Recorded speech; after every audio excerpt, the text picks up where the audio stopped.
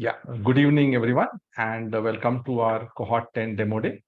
So we have total 7 to 8 startups, depending upon Caregiver Saathi's turn. Yeah, but we'll have total 7 to 8 startups pitching today. 4 startups from this cohort and another 4 from the previous and the startups who are in our watch list. So we have a good number of startups in our watch list. So total 8 pitches today. And we've shared the rating form with you. We'll be rating you on 10 parameters from the team to the value potential to the business model. There are 10 parameters we'll be rating on the startups. And we have 3 different raters. So one is, of course, Team Saathi and the mentor investors who kind of know you. So maybe they have a knowing bias. They know you, that's why. We have an external panelist made up of Dinakar, Rajesh, and Saroji, right? And we have this external panelist who will be rating you, and they are seeing you for the first time, like many of you. And we also have a Gen Z panel. So the Gen Z panel will be also rating you. So at times, the business makes more sense to Gen Z, and we had differential ratings also. So we collate these 3 ratings, and accordingly, we decide startup selected for champions, in which you'll get investor access, and the majority effort will be in preparing for that investor access or the pitch. With condition, that means our majority effort will be to fulfill that condition. Could be 3 months KPI, some specific area you need to correct first, or not selected for champions. But we are your well-wishers going forward. So like you're welcome to pitch in future cohorts, which normally will happen in around 2 months' time. In fact, the next cohort will be in collaboration with IM Can, the IM Calcutta Angel Fund. We've already announced on LinkedIn. So we'll be having another set of 10 plus startups will be joining that cohort. So every 2 months, 2-3 months, there'll be new demo days, and you're welcome to like be in touch with Team Saathi, Amar, me, any of Team Saathi, and come and pitch in future cohorts as you progress on the gaps. So there's a lot of effort in putting that report which we share with you. Every word is really powerful. We kind of brainstorm and then come with every word we write in the report. So do use it, do manthan on the report. Yeah. So Nayan is our timekeeper today. You have strictly 10 minutes to pitch and around 5 minutes for Q&A. The external panel or others will ask you Q&A, around 2 to 3 questions. Yeah. So strictly maintain time. You'll get a buzz at 1 minute left, and then 10 minutes we will close. Yeah. And there'll be 10 minutes of presentation, 5 minutes of Q&A. This order is already shared with you, which startup is presenting first, second, third, fourth. Yeah. So over to Team Dogobo, you can share your pitch.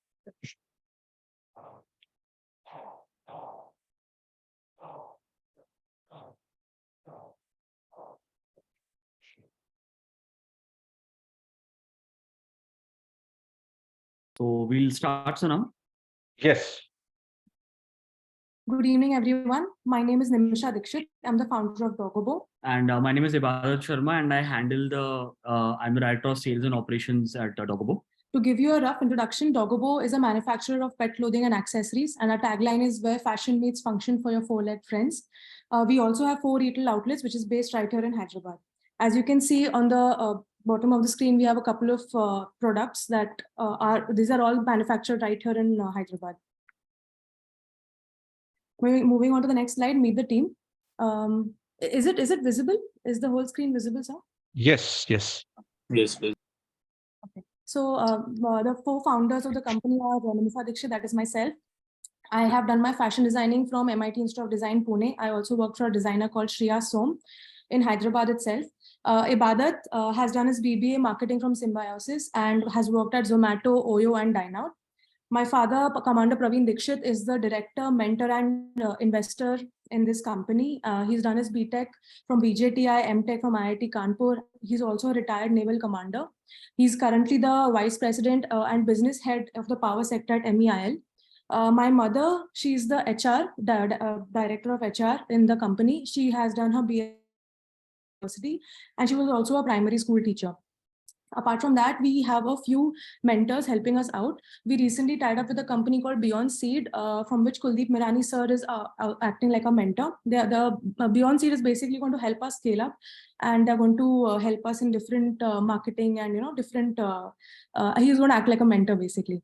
Apart from that, we have Davinder Singh. He's a data analyst. He's done his mechanical engineering from SRM Chennai, and currently works at Zeta Global. As you can see on the screen down below, there are a couple of awards that we won. We were also chosen for the top 500 challenger brands at Your Story. We won an award at PetFed 2018 for the best product, and Entrepreneur of the Year award at IIPTF 2019. So to give you a brief idea about the pet market and to get to the main topic of TAM, SAM and SOM. So the general market size in India is of worth $569 million, but this is the entire pet care market. To segregate further, number of dogs and cats globally are about 479 million and 370 million respectively for dogs and cats. Specifically in India, we have about 32 million dogs and 2.4 million cats. And I'm specifically talking about pet dogs and pet cats and not just the overall dogs and cat population. Moving on to the pet clothing market, which is specific to us, the global pet market is valued at a size of $5.59 billion. And this market is set to touch around $7 billion at a cumulative, at a compounding annual growth rate of 5% by 2030. The country with the highest number of pets right now is US, with about 85.9 million pets, pet dogs, cats, and fishes. And the average monthly spend of pet parents in India on pet accessories is 1,500. And overall, this is a monthly spend. And overall, for pet care, for food and everything is 4,000 rupees on a monthly basis. So moving on to our total addressable market, because we're a manufacturer, we've taken it that our entire addressable market is for $5.59 billion, which is split mainly into North America, which caters to $2 billion worth of market. And the rest of it is worth $4 billion, which is Latin America, mainly Brazil, actually, Europe and Asia. Moving on to our serviceable available market, we have taken it as, of course, India, which is actually right now worth $100 million. But North America and US, which is already worth $2 billion, is our serviceable available market. And currently our serviceable obtainable market is India. Although the market size is small of $100 million, but we're in a market which is growing rapidly, especially after COVID. And we want to be, we are basically a company which is in a millionaire market and hoping to be billionaires. Now the problem that why Doggo was built mainly is first the quality and variety of the products. Use of synthetic materials, nylon, non-skin friendly materials was a big challenge for the pet parents, because we've already discussed that clothing is now more than just vanity, it is actually functional as well. So pet parents wanted quality products. But again, moving on to the second problem, you get quality, but you don't get the right price. So right mix between pricing and quality was again a challenge. Functional and stylish clothing, we also manufacture harnesses, collars, and leashes. So getting a harness, but something that does not look good, because now pets are more like family members, and pets are treated more than family members actually. So to get the right mix of style and functional is what we're trying to close the gap. We're trying to close the gap. And customization, personalization, because we're manufacturers, we can customize based on a lot of factors such as fabric, color, and size. And we'll move on to the next one post that. And on the right, you can see the images of the harnesses, the tuxedos we had made matching with the groom's outfit. So that's a customization that we can go to. Our solution is the backbone of the company. Although yes, we have retail outlets and all, but I focus today only about our product. So which is our in-house manufacturing. Our in-house manufacturing solution, because we have quality checks, we make quality products in affordable pricing, and we ourselves personally source the fabrics, which is mostly cotton-based fabrics, and the prints, quirky prints. We are actually referred to some people by as a chumbak of pet clothing. In the bottom, you can see two products. On the right is Doggo product, and on the left is a similar product which resembles our product. Both the products are priced the same. You can actually share the links later if you want. But I'm sure in the image itself, you can tell the quality of the product, how ours is better than the other. And Doggo today, we have about 10,000 plus customers in our customer base. Average billing is of about 2,700 rupees. And our retention rate at our B2B, our manufacturing unit, about 75%. Retail is at 45%, and the website or our D2C segment is at about 10%. Our Amazon or e-commerce growth has been quite significant. We did about 3 lakh business in 2021, 14 lakhs in 2022, and we are about at 18 lakhs right now, and we'll probably close the year at 36 lakhs. And our online sales have grown about 180% from 22 to 23. And our best sellers are tuxedo bandana, which is on the left, as you can see. We sold about 7,000 of those. Our martingale collars, a functional and a stylish item, and our leash and a functional and a stylish item. Moving on to our journey so far, in 2018, the company was incorporated. We also won the first award at the Petcare, like I mentioned earlier, for the best debut award in the product category. In 2019, we opened our first retail outlet in Hyderabad. We also won another award for Entrepreneur of the Year. In 2020, we tied up with almost 30 plus pet stores, which really boosted our B2B growth, and which is why we had to shift from our very small store space to like a 3,000 square feet space to cater to the demand. In 2021, we opened our first outlet in Chennai, the franchise outlet in Chennai. In 2022, we've opened 2 outlets in Hyderabad. One is a franchise and the other one is a company-owned one. And right now we are also in the verge of opening our 4th outlet in Hyderabad. So our GTM, our existing GTM and our planned GTM. So our existing GTM is being acquired through our retail outlets. Sorry. 1 second. So our retail outlets through the distributors and the wholesaler that we tie up with, and through e-commerce channel, that is our website and Amazon. And our plan to acquire new customers is either through acquiring new pet stores, basically tying up with new pet stores so that we can supply our products to them. We are also open to OEM, increasing our online sales, partnering with export trading companies to basically establish a global presence. And our revenue model currently, as you can see, a B2B contributes the most with 62%. That is our manufacturing unit. Retail contributes about 15%, and e-commerce contributes about 23%. And in the future, we want to do something similar, but we want our B2B to grow with the infusion of export definitely increasing. And we want our e-commerce also to bump up. And the risk which we see probably right now to our business model is knockoffs, customization, single customization orders by stores, maintaining the product quality, commodity rate fluctuation, logistics. And to mitigate these risks, we can limit only to D2C, probably patenting, periodic quality check, keeping a close eye on customer feedback, tying up with factory outlets, and so 1 on. minute left. Okay, okay. It's not moving. Okay, So our competitors are, we have taken 2 domestic and 1 international. Our domestic is Heads Up for Tails. International is That Dog and Tuxedo and Mutt of course. We have how we are separating ourselves from them. Moving on to our funding provisions. These are only the provisions of our doggo products sold. Overall, we've achieved 2.5 CR in revenue, out of which in the last year, 1.2 CR came from doggo products. With funding, we hope to reach about 6 to 7 CR in just doggo product sale. And our customers have also increased to about from 400 to 10,000 from 2019. And moving on, these are again how we want our funding, our stats to improve with funding. And I think we'll move ahead. Yeah.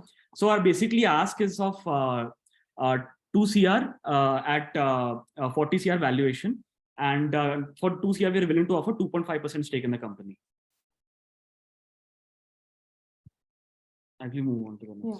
So here are a few celebrity clients who, bought from us organically, and we've tied up with, so to send us the products. Samantha Prabhu, Tamanna Bhatia, Shefali, Namrata Shirodkar. Here are a few Amazon reviews and ratings. Our products are currently bestsellers and Amazon choice on Amazon, and we are doing really well. We have good reviews on all our platforms. We also have a few news articles that covered Doggobo in the past few years. Here are a few YouTube influencers who also covered our store. One of which also got a 3.4 lakh views on this. And here are all the source links of all the stats data that we have mentioned about. Yeah, very good presentation, Team Doggobo, Nimisha and Nibadat. Good presentation. Yeah, we are open for questions. Open for questions from the panel. Dinakar, you have a question? Yeah, I have a question. See, go ahead. I have 2 questions actually. One is your major market is B2B, as I understood. And which are the customers there? Because your presentation addresses more about the B2C and not the B2B. Number 1. Number 2, since you already have a product and the idea and design, development, everything done, what are the fund for? Is it for working capital, or where do you need the funds for? These are the 2 questions I've got. 1 second, yes. So, sir, our B2B market is mainly like these pet stores that we have tied up with almost 150, 200 pet stores. There are like these reputed pet stores with 50 plus outlets. And so that is mainly our focus is basically all these pet stores and export trading companies who are like third-party vendors for brands, big brands like PetSmart, Petco, who will source products like t-shirts, hoodies from manufacturers in India, China right now. And that is the market that we want to capitalize on. So like, for example, we had almost got an order from this chain called Bucky's, and we missed out on 16 cents on an order because of the production capacity. So our focus is solely on B2B, sir. I'm actually, it's a good feedback that it probably came across B2C, but pet stores and distributors and export trading companies is our sole focus to tie up with in the future.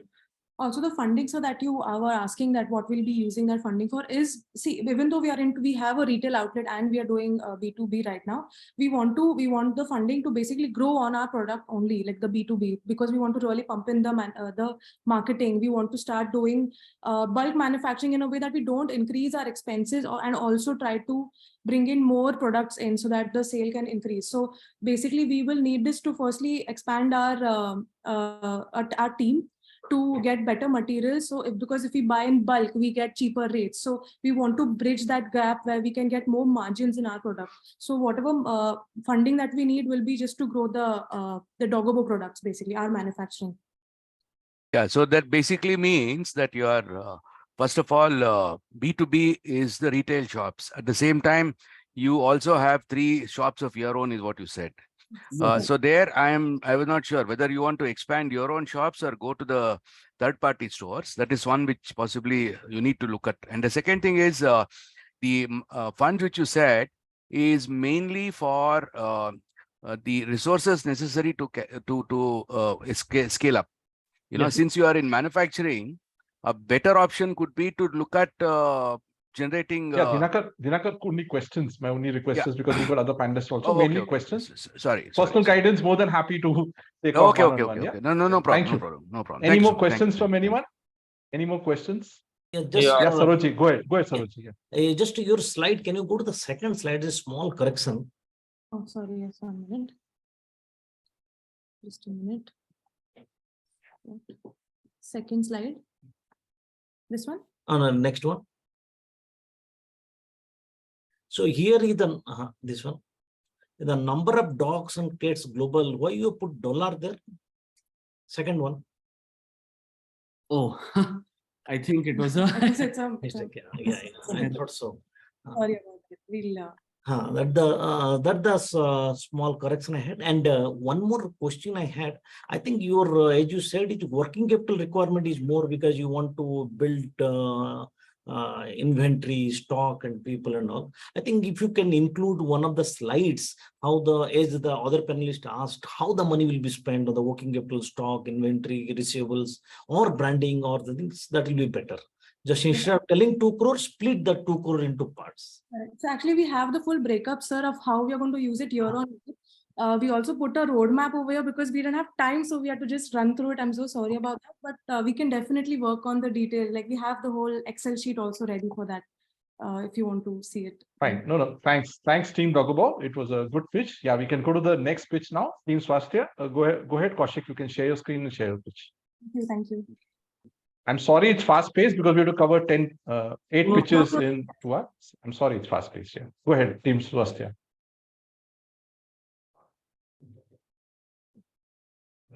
Yeah, hi.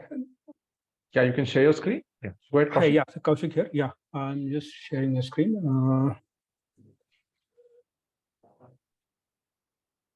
Yeah, request everyone to be ready, and every 30 seconds is valuable. We have to start on time and finish on time. So just be quick, right? And we also mentioned in the slides that investor attention span is also small. So the faster you're able to communicate your key message, the more valuable the time would be used. Yeah, are you able to see my screen? Yes, Kaushik. Okay, perfect.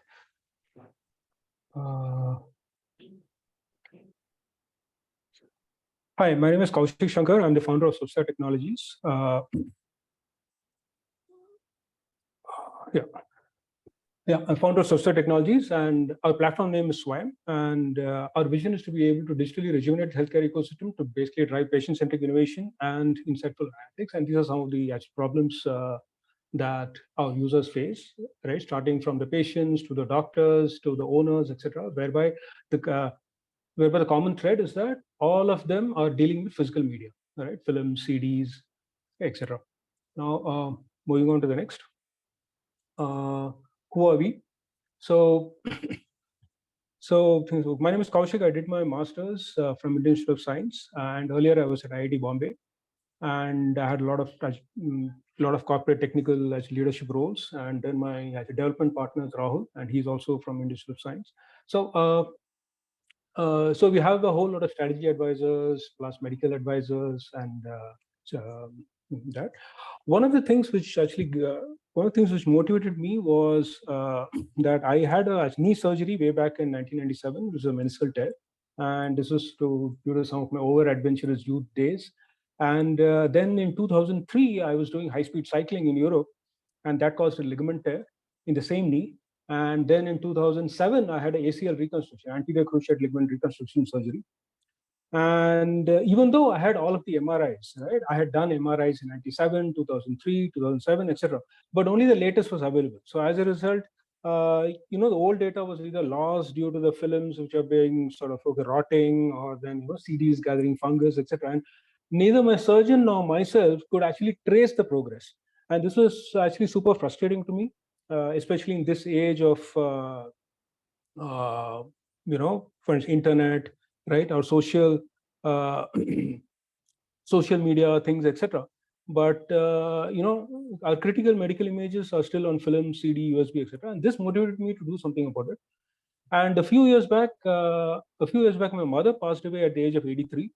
But her MRI brain study was still being distributed on films, and this was this annoyed me to no extent. And I said, let's solve this problem once and for all. And yeah, that's a little bit. And of course, we were selected by Google for startups as part of the cohort, and then we were also nominated by Google for the Forbes Asia Top 100 Startups to watch out for. And what is the market plus problems? So if you see some of the healthcare industry realities, the India digital healthcare market is about 252.9 last year, I would say about 2021, and then it's expected to grow to 883 by FY27 with a CAGR of 21.3. And this basically consists of actually diagnostics, and then telehealth, mHealth, and then EHR, PHR, etc. And if you see the overall health expenditure from India standpoint, that's about 2.1% of 1% of our GDP. Moving on to the next. If you see the market potential, if you see our you basically see our TAM is about 2.5 lakhs of so hospitals, diagnostic centers, and labs. And this is basically split as 69,000 hospitals, of which 26,000 are public and 43,000 are private. And then you have about 1 lakh at your diagnostic centers, and you have a whole lot of mom and pop outside diagnostic centers, labs, etc., which are just sprouting, which are basically mushrooming everywhere, especially post-COVID. That stands about 81,000. And if you just take a step back and then look at, I said telehealth, mHealth, EHR, PHR, right? The opportunities, that is expected to be about 550 billion INR by FY 2027, especially with NDHM and then ABDM coming in. And Swayam, what we feel is that with the strategic positioning, is already tackling all of those very easily. We are already enabling telehealth, etc. And then we have also seen that there's actually a lot of demand with respect to a platform like ours in Australia, Dubai, and USA via the American Medical Association.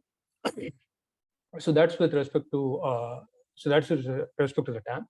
Now, if you see with respect to the SAM, so since we're based out of South, so we first want to target the South, which is about 35,000 diagnostic centers and hospitals, and our SOM is about 300 hospitals and diagnostic centers in South India. Moving on, what exactly is Swayam? SWAM is basically a patient-centric healthcare ecosystem, reducing inefficiencies and driving insights from analytics. And we have three components. One of that is the patient-friendly mobile app, which is the mHealth. And then we have the B2B part, which is highly secure anytime, anywhere access, wherein we enable actually teleradiology sharing to the doctors, etc. And then we have intelligent analytics. And then the main vision is that as a patient, I want to replace all of those physical media with just your mobile phone, so that your SWAM app on your mobile phone becomes your single point of all medical history. Moving on, how does SWAM help the business of health? As an owner, if I use SWAM, I get operational expenditure reduction right from day one. That results in increase in profits. Plus, I'm saving the patient, I'm saving my patients as valuable money and time, which basically results in increase of patient satisfaction. And it also results in increase in revenue up to 22%. And how does SWAM help the patient? We've already covered this before. Basically, we just eliminate the films and the CD and all of that, and then we just make it digital. So that way, SWAM is so that way SWAM is a disruptor. So as soon as a patient scan is done, they are free to leave. So right now, anywhere in India you go, the patient needs to wait after the scan is over, and we want to disrupt that. And then the second option is if he needs to share his or her medical data, then right now there is no easy way to do it. They would have, as I mentioned on the left, they basically take the photos, find a USB drive, read the contents, etc., which is actually too much of tech for a person who's not familiar with exactly how it's to be done. So how we disrupt that is via an extremely simplified patient-controlled digital share, which can be shared with anybody in the world with a mobile number or an email ID. And then our business model. So if you see our journey so far, we started off just before COVID hit, and we had the formation of the team, the architecture, the medical domain knowledge ramp up, and then the product and platform development with agile feedback trials in the live DC console rooms. So we used to approach the diagnostic centers inside the console room, and we used to actually basically conduct our trials. And in Feb 2023, we were live with the first center, then March with the second, and then April with the third. And then just actually last week, we basically installed SWAM in the fourth center. And then the whole overarching reason why we are basically doing all this is for all the to be able to harness the data to provide meaningful insights. So we have also kickstarted a few artificial intelligence-based projects for that. And so far, our number of medical records has also grown. And then right now it's about 16,000. And if you see our primary target users and revenue model, we have a B2B as well as a B2C. B2B is going to be targeting your smaller labs, diagnostic centers, hospitals, and also insurance. And then our B2C is going to be targeting your doctors, patients, caregivers, etc., and also the second opinion market. And for the B2B part, we have basically have a freemium model, and we also have annual and monthly subscription plans, and we have huge referral discounts. And then for the B2C part, it's going to be free for 2 months, and after that, if they want it to be stored, then you need to pay to extend it. And we also have an annual monthly subscription fixed fee, and then we also have referral bonus points that can be convertible to cash. And we strongly believe in partnerships. So especially the ecosystem partnerships with respect to corporate camps, where we already have actually a presence. And then we have rev share based partnerships with health tech as startups and companies, and also the equipment manufacturers, and also 1 minute left. Yeah. And then we have the government public health partnership, international partnerships, and then this is our go-to-market. So we want to actually adopt a 3-layer go-to-market strategy, whereby for the SOM, we have warm intros, closed network, DC referrals, etc. And then we have ecosystem partnerships, and then self-service. So basically, we want, instead of SWAM go-to-market, we want the market to come to SWAM. And what are the risks? We have some customer adoption risks, plus regulatory risk, plus competitive risks. So unlike the competition, we are basically actually storing all of the images. So there is a whole lot of significant IP involved. And what is the analysis? So if you see here, whole lot of these companies are either medical fraternity focused or they are actually handling reports and appointments, etc. And there are some which are into a little bit of both, but then now the last we learned is that they have actually now pivoted to the complete B2B. And at the end of the day, no competitive solution helps the patient to avoid the wait at the center or to avoid a return trip. And what is attraction and projections? This is attraction. So we are already actually live in about 4 locations. And then from one center, we expect to create on an average of 3,000 records and yield about 1.1 lakh revenue. Gross margin is more than 60%. And in 3 years, we want to be at 250 centers and serve over 3 lakh patients. And we're basically seeking an investment of 4 crores. And how this 4 crores is going to be spent, we want to put 50% on sales, because right now I'm the only guy doing the sales. So I want to hire a good sales team and then go out completely aggressively on the South India market. And then we want to augment our dev by 40% and the remaining for marketing and then the legal things.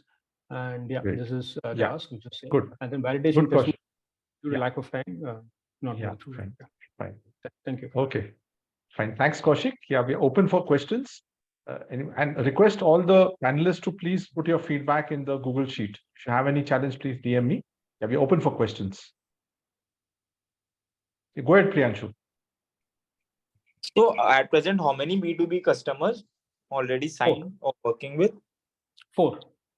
4. So in like in terms of regulatory challenges, are you facing any regulatory challenges right now? Whether the customer data is being shared across or something like that in terms of that aspect, or government challenge in terms of regulatory? So the thing is, the government regulatory related aspects are not mandatory as of now, but we are still, I'll say we are still complying with that, because we put the complete ownership in the hands of the patient, because patient ultimately is the owner of the data. So all of the share that happens, it happens always with the consent of the patient. Okay. And just one more follow-up question. Does this provide scans in terms of X-ray and everything? Your technology has cracked that model, I feel so. Yes, that's right. MRI, CT, X-ray, ultrasound, anything, any sort of format, right? Be it images, be it video, be it whatever, Okay. right? And there's no other competitor in India market for this that is doing the same. Yes, that's right. Oh, thank you. Kaushik, this is Anand. So I just had a quick couple of questions. So the first question is around, I'm sure you know, right? Selling in the healthcare space is a very long lead time, right? Right. So have you factored that long lead time in your projections in terms of, your customer acquisition and everything else? That's the first question. Yes, okay. Yeah, the second question is more around how you're probably going to handle any of these new laws which the government of India may bring in, right? So so the laws look very similar to the GDPR, right? Which will put a lot of stress on your costing model, right? So have you factored those costs in into your current model of operations, or that's something you will probably figure out once it becomes a law? Yeah, so the thing is, to answer your first question, so the thing is, you had asked about the long sales cycle lead times, right? Yeah, the long sales cycle. So we are targeting that on 2 fronts. So one is, this is also part of the learning that we have had. As you know, the industry has a whole lot of legacy systems. So we have developed an appliance so that our sales cycle gets shortened to actually 15 minutes to half an hour, where we say, hey, are you interested in SWAM? And as soon as the answer is yes, all we need is just a network cable and a power this input. That's it. And then the person is on SWAM. So we are on the route to completely automating the backend with respect to actual onboarding. So that is for answering your first question.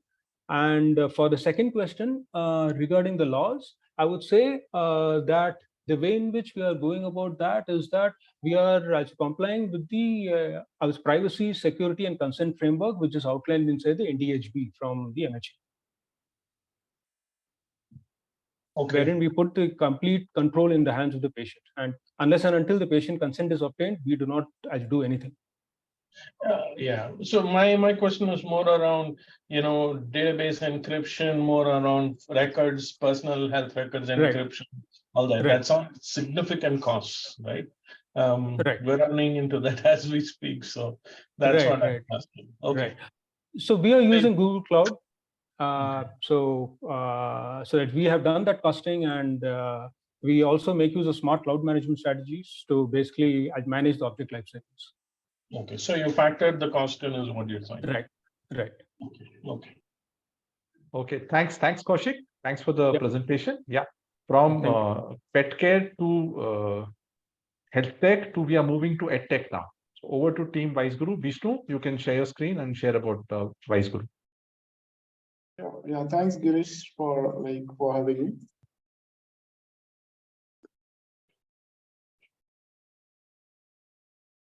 I request everyone to put your rating in the sheet. If any challenge, please do it.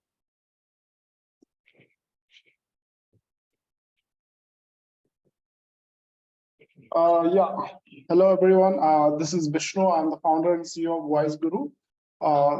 So let me walk through the deck itself. So I'll start with the founding team. So I graduated from IIT Warangal, and post that I worked with IBM India for a couple of years, and that is when actually I was preparing for my higher studies, and like GR, I was writing GRE, GMAT, and all, and that is when I faced a lot of challenges creating my English cutoffs, because I was scoring full in the other sections. So at that moment, I realized this is a big problem being faced by a lot of students like myself, and also professionals are not able to succeed in their career due to poor command over English. Somehow I cracked my GRE and went to do my master's from Oklahoma State University in the US in business and data analytics. So to gain more business acumen and insights. And post that I was in Silicon Valley, California, working for some of the tech companies, including Google, which I left in 2020 to build Wiseguru so that I can impact millions of lives. And I have a co-founder and CTO, Nilachal Biswal, who is the tech guy who did his computer science engineering, and post that he was working in some of the product mobile app and web development space, and also he co-founded an e-commerce startup where he was leading the tech. So when I thought of building Wiseguru, I knew him very well from the school itself. So, and he had all these tech expertise, what was essentially needed. And yeah, he has been handling the tech at Wiseguru. So yeah, there has been a good development at Wiseguru. We are currently backed by Good Order Capital, which is a leading consumer tech fund based out of US, which are the investors of Facebook, Twitter, Spotify, and many unicorns. And they essentially lead the future rounds of their portfolio companies, and few advisors like JB Joseph, who is the co-founder of Business, which is valued over $5 billion currently, and Azhar Iqbal, who is the co-founder of Insurance Group, which is with over 100 million user base. And we have done an angel round last year, from executives and business owners. Now talking about the progress, we have over 340,000 users on Google Play Store with a rating of 4.7 out of 5, over 34,000 daily active users, 120K monthly active users, and about 2.2 million mock tests taken on our platform with over 20 million questions attempted. And the average time spent by users is about 35 minutes per day, and we are seeing 30% month-on-month growth. So there are a couple of strategic partnerships we have made, one with Reliance Jio. So Jio has Jio Store, just like Android and iOS, and they have smart TVs as well, built on a different operating system altogether. And Jio is transforming those affordable keypad phones, especially in tier 2+ cities, to smartphones, and we'll be launching our product on these platforms. And after that, Jio will help us to reach over 1 million users on their platform within a short time frame without any marketing spend. However, we'll be splitting 30% of the revenue we generate on their platform. And we have been selected for Amazon Head Start program, which is an initiative by Amazon to support edtech companies across the globe, and recognized by Amazon as AWS Head Start Innovator. Our story has been featured across major journals like Yahoo, Your Story, Business World, Business Standard, etc. Now talking about the real problem, as I mentioned, I was facing the similar problem. About 80% people are unable to get the job they desire and excel in their professional career, and 70% of the students are unable to crack competitive exams and do well in their academics due to poor command over English. And also, like when it comes to tier 2 cities, tier 2+ cities, it is very difficult to find a quality and certified trainers and the quality content access. And the existing players in this space are being high priced and using conventional methods. So how we are differentiating is basically we are using audio visual techniques, and these are from trending topics like movies, sports, politics, based on the geographical location. So, and that is mixed with text, content usage, pronunciation, and whatnot, so that it makes learning a fun and engaging process, provides long-term retention with rapid learning. And also, it is very difficult to find organized content in this space. And we have organized it by the grades, when it's what a grade 3 student will need versus a grade 10 student. And also, we started our recently we started our B2B smart classrooms. So in this, we partner with schools and educational institutions and tier 2+ cities and set up smart classrooms using smart panels and big LED screens. And we conduct live and interactive classes from the certified trainers and like provide these access to those like students in those areas which are not able to get access to these type of trainers. And also, like, it doesn't end at the classroom.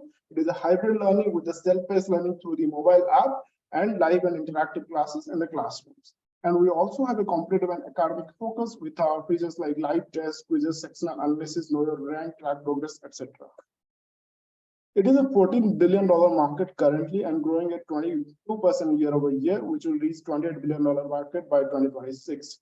Some of the go-to-market strategies include, there are two ways to drive growth. Basically, one is to drive organic growth. Second comes to paid channels. So organic growth is basically driven by product growth strategies. We make enhancement to the product, like with addition of certain features, and apparently that boosts the organic growth. Like one of the most widely used features is Refer and Earn. And we are also in the process of launching it, like implementing it this quarter. And we'll be also launching in multiple languages to English, so that we can also cater to those masses who do not have a basic command over the English language. And search engine optimization, app store optimization that we are doing, and we'll be doing at a much granular level.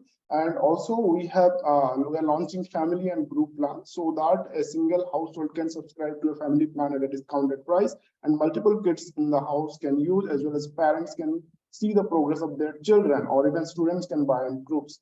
And when it comes to paid channels, like most of the companies or startups, they do use the implementation of Google, Facebook, Instagram ads, but like not many utilize the power of analytics. Having my master's in business and data analytics space, and having worked for products like Google Pay, Google Voice at Google at Silicon Valley, like I have a deep understanding on how effectively we can use the customer data, customer demographics, their behavior patterns and all, in order to maximize conversion and bring relevant users on the platforms. So that is what like essentially planned down the line at a much higher level, so that it brings relevant users on the platforms and reduces the conversion rates. And also will be like having like partnering with YouTubers, influencers, etc., and having a big like social media activities. These are some of the snapshots of our application. So now talking about the revenue model, we have a subscription plan which is up and running, which ranges from $5 a month, goes to $25 a year. And the B2B smart classroom I was mentioning earlier. So in that, the average revenue per school ranges from $20,000 to $30,000 per year, based on the strength and size of the school. So some of the competitors in this space are Hello English and Guru, Maggoose, Vocab24, and we differentiate ourselves in 4 major ways. First is our technique and presentation, like with the unique audio visual techniques make learning a fun and engaging process, provides long-term retention with rapid learning. Second is the content organization. We have organized it by grades and courses, who needs what. Third, we have a competitive and academic focus on the platform with features like live tests, quizzes, section analysis, track your progress, and more. And we are providing at an affordable price, since we are targeting to the tier 2+ cities, predominantly in India and South Asia, which constitutes about 75% of the population. Some of the things in our roadmap are, we are already we have partnered with about 20 schools now, and we have partnered our objective is to partner with about 120 to 100 schools within a year to hit $1 million in ARR. And we'll be also launching in multiple languages. As I mentioned, and also in Q3, post the closure of this round, we'll be probably launching on geo platforms, which will give a massive boost to our user base. And in Q4, we'll be implementing AI and ML so that based on the customer like behavior patterns and all these things, like those algorithms will be recommending things where the students' weakness are lying and like what are the strengths of the students. And based on that, the overall development and towards achieving the target and goal, that will be recommending the plans accordingly. And ultimately, we'll be launching the personalized learning plans. So at the moment, we are raising $500,000. The 1 minute left. Yeah, thanks. $500,000. The breakdown is 25% go for product development and enhancement, 25% for team expansion, 40% for marketing, and 10% for R&D. And with this, we'll hit about 2 to 2.5 million user base on Android web and iOS, and around 1.5 to 2 million users on geo platforms. Also, with this, we'll be partnering with about 150 schools to hit like over $1 million in ARR. Yeah, that is it. Thank you. Open for questions. Vishnu, how many paid users you have? I missed that. Sorry. Yeah, we have about 9,000 paid subscribers. As on date, active paid subscribers. Active paid subscribers about 5,000. Okay, fine. Yeah, open for questions, team. You're open for questions. Yeah. Yeah, may I ask a question? Go ahead, Dinakar. See, your product basically is in the education space, but your entire partners and the advisors, they all seem to be from the technology space. Now, who are your, what is your resource on pedagogy, on andragogy? You know, they are the ones which would tell you as to how to teach, what to teach, when to teach. What is the resource for that? No, not necessarily. They are not essentially telling us like how to teach and all. This is something we developed and all. We took the advisors not too long ago. So this is something we started, and we have the in-house team. We create the content, and like we have initially started, even like I started this. I started to train like the new trainers. We have certified trainers like who are having like coming out of like English and background, as well as like some sort of certification like IELTS or like Cambridge certifications. They are already like well trained and experienced, and like we teach like this is something we have created, and it is the like advice what we get from the advisors because of their tech skill. It is because ultimately we are a tech company in the end, and like for the scaling operation, and there are like when the industries can be different, but a lot of things in this entrepreneurship journey and like how to scale a tech company, what can be the challenges, be it fundraising, and there's several other aspects that fall into place, and also networking. So those are the areas they try to help us. And also like when it comes to like creating content and all these things, these are all we are building in-house. Yeah, I think Saroj Kumar, like you can go for the question. Yeah, just one question. What is your average monthly revenue now? Like last month, what is the revenue? Yeah, it was 6 lakhs. Monthly you are generating 6 lakhs. Yes. And this is what is the growth rate you are getting month to month? Yeah, like so there is a growth. So now actually like everything is coming purely from the apps subscription, which is on an affordable side, like as we had. But now we started our B2B segment, like where we have started partnering with schools, and like in this quarter itself, we'll be executing in about 25 schools, which is going to boost our revenue like quite significantly, because as I mentioned, like the average revenue per school ranges from $20,000 to $30,000 per year, and like on an average $2,000 per school, like you can say. So with 25 schools, like when we execute, like because obviously there are like cost that will be like we'll be needing that to set up these smart classrooms and all. But with these 25 schools, we'll be expecting somewhere around like $40,000 to $45,000 in MRR, like somewhere around 30 lakhs, you can say in INR. 40 to 50,000 means whatever you are raising the funding, that will be your revenue for the year. No. And So, also, like, how much hours of cloud content you have? The contents? Yeah, we have enough content. Like we are like catering to the students for the entire yearly, not just academics. It is more of like 50% academics and 50% on personality development, people, and soft skills. So like there are like grade wise, we have created content for the K-12, so that can be utilized for throughout the year. Okay. Thanks, Vishnu. I had a question. In fact, Duolingo is your competitor or no? Duolingo is a indirect competitor, I would say. Like they are like one of the successful companies in this space, like which is valued over $4 billion now. But they are like predominantly focusing on the US and Europe market and South American. But unfortunately, they do not have a base across South Asia. And like we are also focusing on the tier 2 segment. So tier 2 plus cities which need an affordable solution. And like also like there the market is different. Like what works in the West unfortunately does not work in these areas. So that is where like we are trying to solve these challenges. Okay, thanks, Vishnu. Yeah, we go to the next presentation for today, which is Shararat. Over to you, Avinash. You can share your screen and share the presentation. Sure. Thank you, Keshav. Thank you, panelists. So I represent a bedroom fashion brand called Shararat. I have a video pitch I want to start off. It's just a small 3-minute pitch. So it's short in Hindi. I'll cover later, the other part. So just a second. Yeah.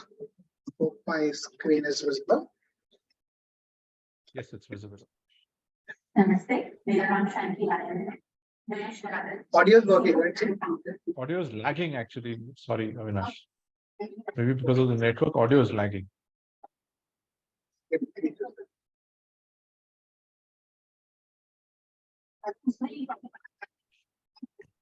No, Avinash, we are not able to hear the audio. There's a lag, sir? Yeah, there's a lag and the sound is breaking. We are not able to understand what Shanki is saying. So. Okay, maybe you just see the visual of a couple of minutes, you'll get the idea, and then I'll switch to the PPT then. Okay.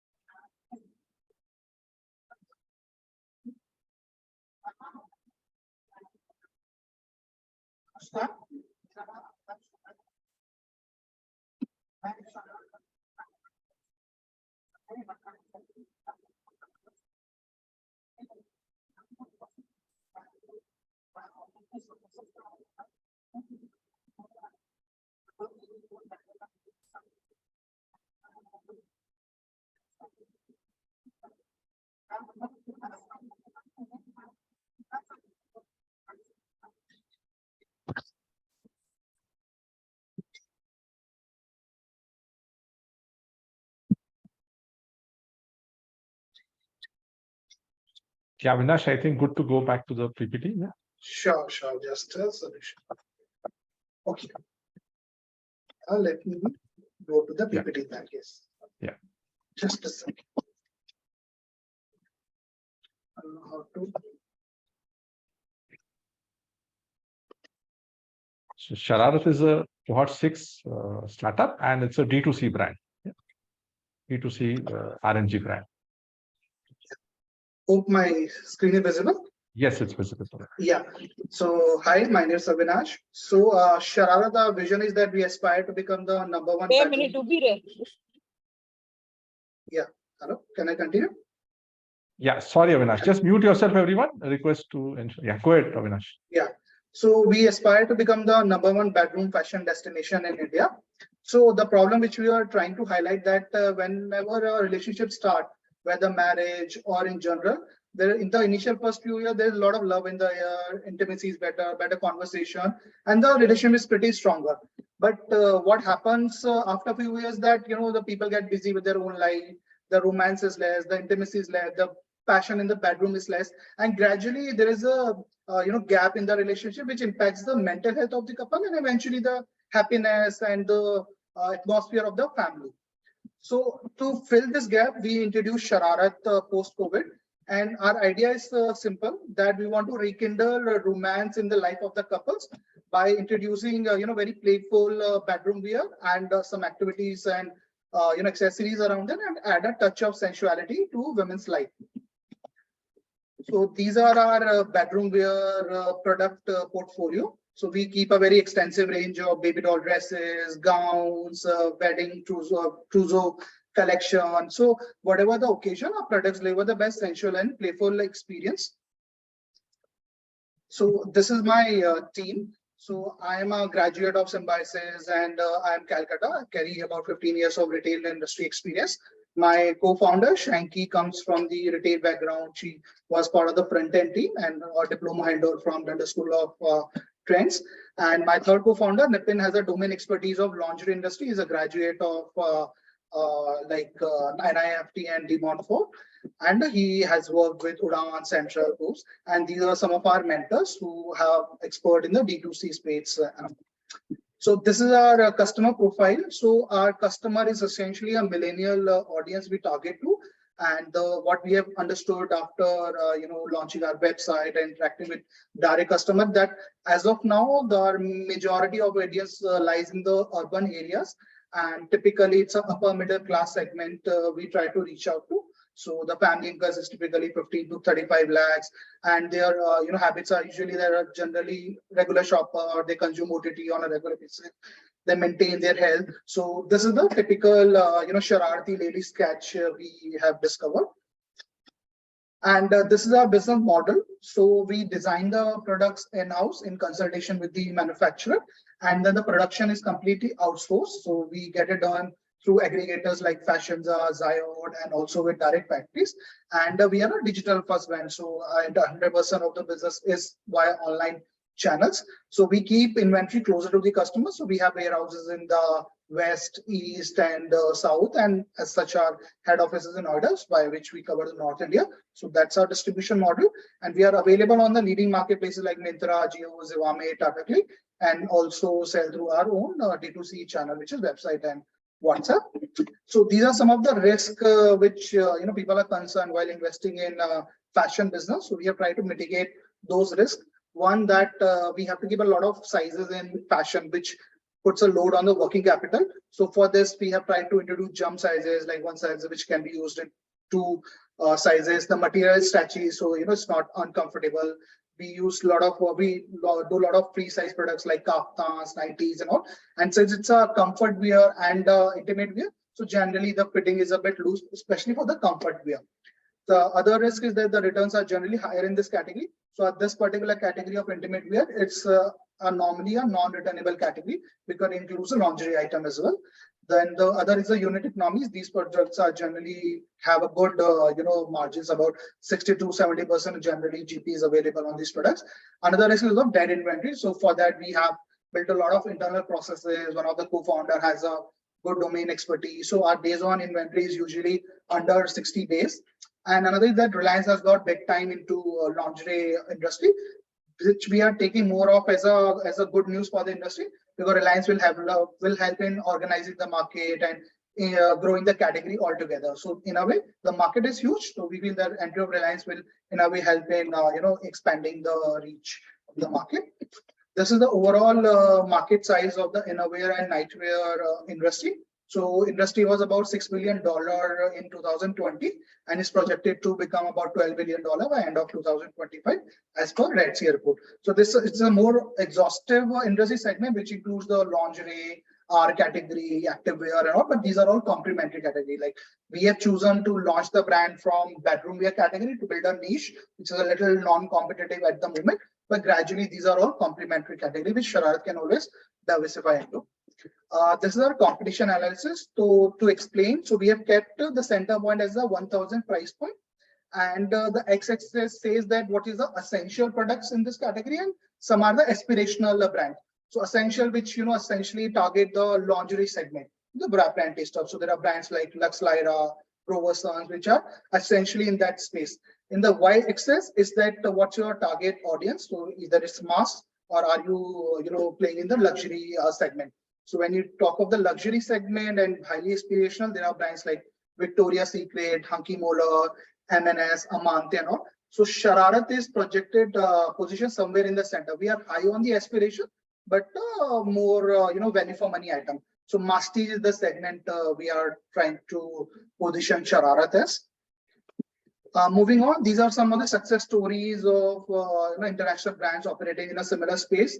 Victoria's Secret is the ultimate brand, which has been doing about like $12 billion of annual revenue. But then there are some early stage business also which launched post 2000 and have also done pretty good business. So there are good success model of this segment overseas, which of course India, the kind of internationalization happening, the kind of social media exposure is happening. We feel that a lot of overseas trends would gradually come into India, and we would have perhaps like a first mover advantage in terms of doing a dedicated servicing in this space. There are brands who definitely keep this kind of value, so we are not like the category creator, but we are one of the first mover who are doing it in a very dedicated and a wholesome level. These are our numbers. So we relaunched this brand in 2020 post-COVID. So our last 3 years revenues have been about 1.5, 2.5, 4 CR, and this year we should be doing about 8 CR. And some of the metrics that we have served about 2 lakh plus customer since 2020. Repeat customer on our website is about 20%.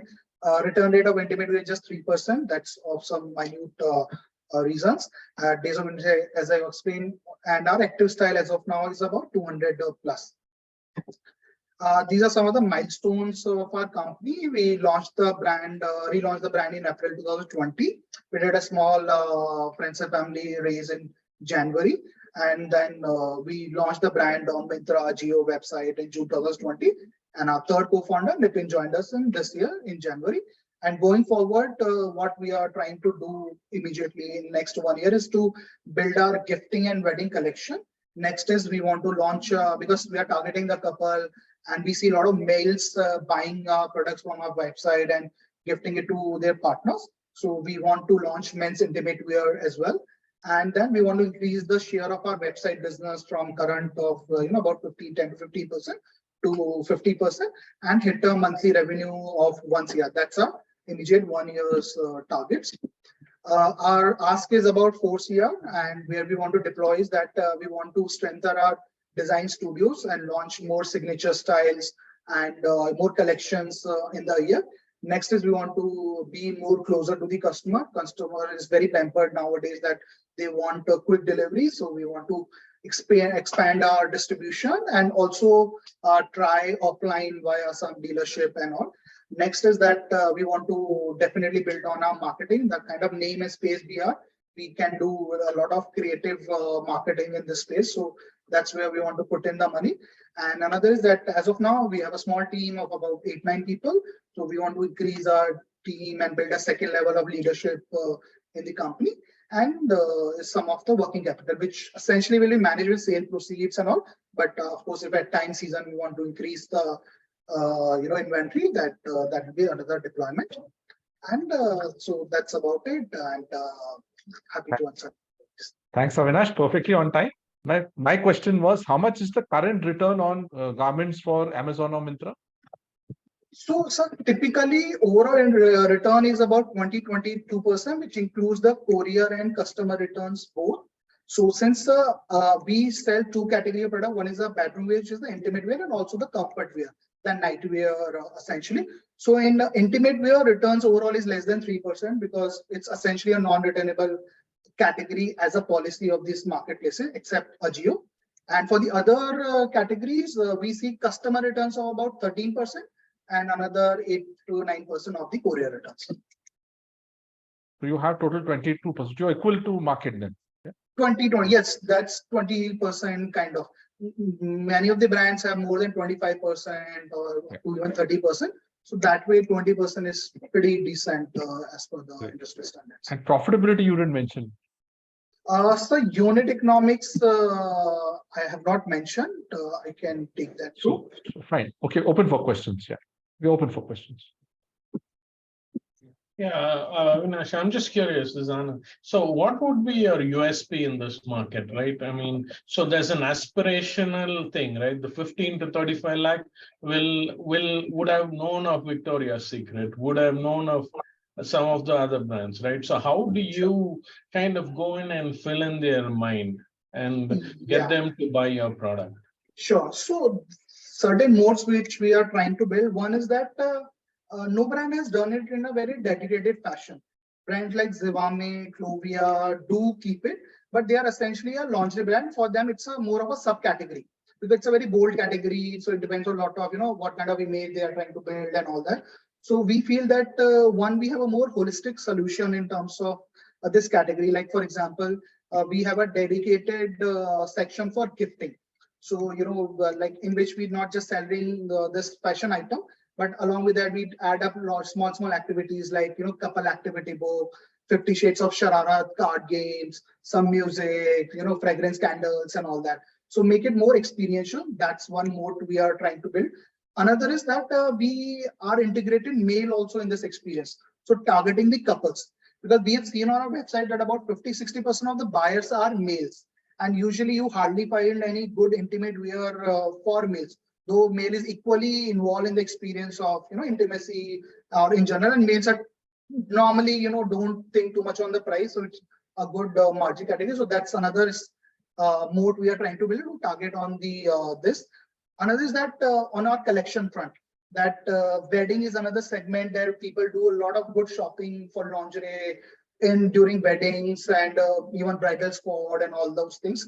But again, you don't find very organized solutions for that. So in terms of that collection, plus size, doing plus size in this collection. So we have a domain expert also as a co-founder. So collections is another front we are trying to build as a whole. So some of the, and another, as I said, that we want to be aspirational, but being a very value for money brand. So we don't want to be as expensive as Victoria's Secret and not as cheap as some of the marketplace brand. So we are more on the prestige segment. So very value for money, more Indianized version of, you can say, overseas brand. Dinakar, you had a question? No, sir, it is already no, Okay, Girish, go ahead, already answered. Priyanshu. Already Go ahead, answered. Priyanshu. Then you had a question, Priyanshu. So yeah, my primary question was how to maintain that primary moat only and Which is compared same. Okay. to other. Fine. Which is Any same, and other just question? Yeah. Any other question, Priyanshu? Anyone? no. I think I have just not much question. I think we have already, I had seen this before. Right. But only the difference is this time it was much more passionate actually, the presentation was. Thank you, Sarojit. Thank you for it. Yeah. Good job, Avinash. Yeah. Yeah. Value proposition, we have tried to really, crack it this time, which was taught in the Saathi Cohort. So thanks to the cohort. Thank you. Okay, thanks, Avinash, for your presentation. Yeah. We go to the next presentation. Team Metroid, you can share your screen and you can pitch. You're halfway through. Thanks for your patience, panelists. Do put your rating, and especially panelists who've not asked any questions. Hana, you can request you all to also pitch in, right? Especially for startups you're seeing for the first time. Go ahead, Animesh. Go ahead. Is our screen visible? Yes. Okay, great. Yeah. Thank you all. My name is Denny Michael, and joining me is Animesh. We are the co-founders of Metroid Technologies Private Limited, incorporated in September 2022. We are registered out of Rourkela, Odisha, and our product is Universal Biometric Exchange, and we are currently at POC development stage. A short introduction about us: we were established in September 2022, as mentioned earlier. And we are predominantly a software and technology company with core competencies on AI, ML, and biometrics and blockchain technologies. We have been recognized by Startup Odisha, Startup India, and currently incubated at FTBI, which is the incubator arm of NIT Rourkela. So this is our team. We are three co-founders, Animesh, Ranjana, and myself. Ranjana has recently joined us. And Animesh has close to around 14 years of experience with prior experience in Apple and working with Apple and Microsoft. And he was predominantly the one who started laundry as a service early from a city like Bhubaneswar, that is Dhobiwala.com, and gained early traction amongst students. Ranjana, on the other hand, has 12 plus years of experience in customer success and account management, excellent with her networking. And she's worked with brands like Naukri, Career Builder, Indeed, and Wooker. I have 14 plus years of sales and marketing experience, and I have worked with Times of India and USA Bank and Regalix in my previous stint. The three problems that we are trying to solve is identity theft, fraudulent financial fraud, and unauthorized access. Identity theft, as you all know, is a crime that occurs when somebody steals another person's personal information, be it PAN card or Aadhaar, or any such critical information, and misuses it for unauthorized purchases or opening new bank accounts or applying for loans. Similarly, is a financial fraud, which once stolen, it can initiate into unauthorized purchases, withdraw money from accounts, and trick individuals or organizations into providing sensitive information or completing fraudulent transactions. Similar goes to the unauthorized access, be it corporate or individual apartment entries or corporate offices, sensitive areas. It helps criminals in gaining illicit entry into that. So Norton Cybersecurity had come out with a survey, and the cyber safety major surveyed more than 10,000 adults in 10 countries. And this result is pertaining to India, wherein they had included responses from 1,000 adults. And 36% of Indian adults detected unauthorized access to an account or device in the past 1 year. Over 2 in 5 Indian consumers, around 45%, have experienced identity theft to date.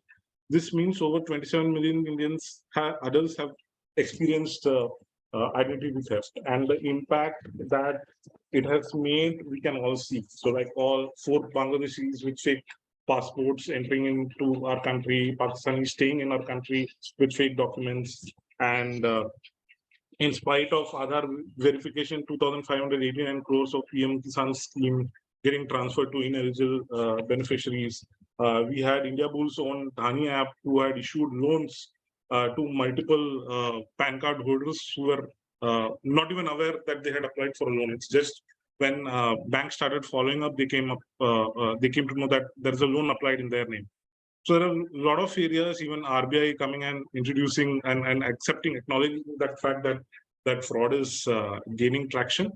That is why we have come up with this product called Universal Biometric Exchange. Now I would request Animesh to just run you through the product specifications. Thank you, Denny. Hello, everyone. This is Animesh from Metroid. And here I'm introducing our product, Universal Biometric Exchange. I hope my voice is clear, right? Yes, it's clear. Okay, so we are developing a product which is named as the Universal Biometric Exchange, and it is based on multi-factor biometrics.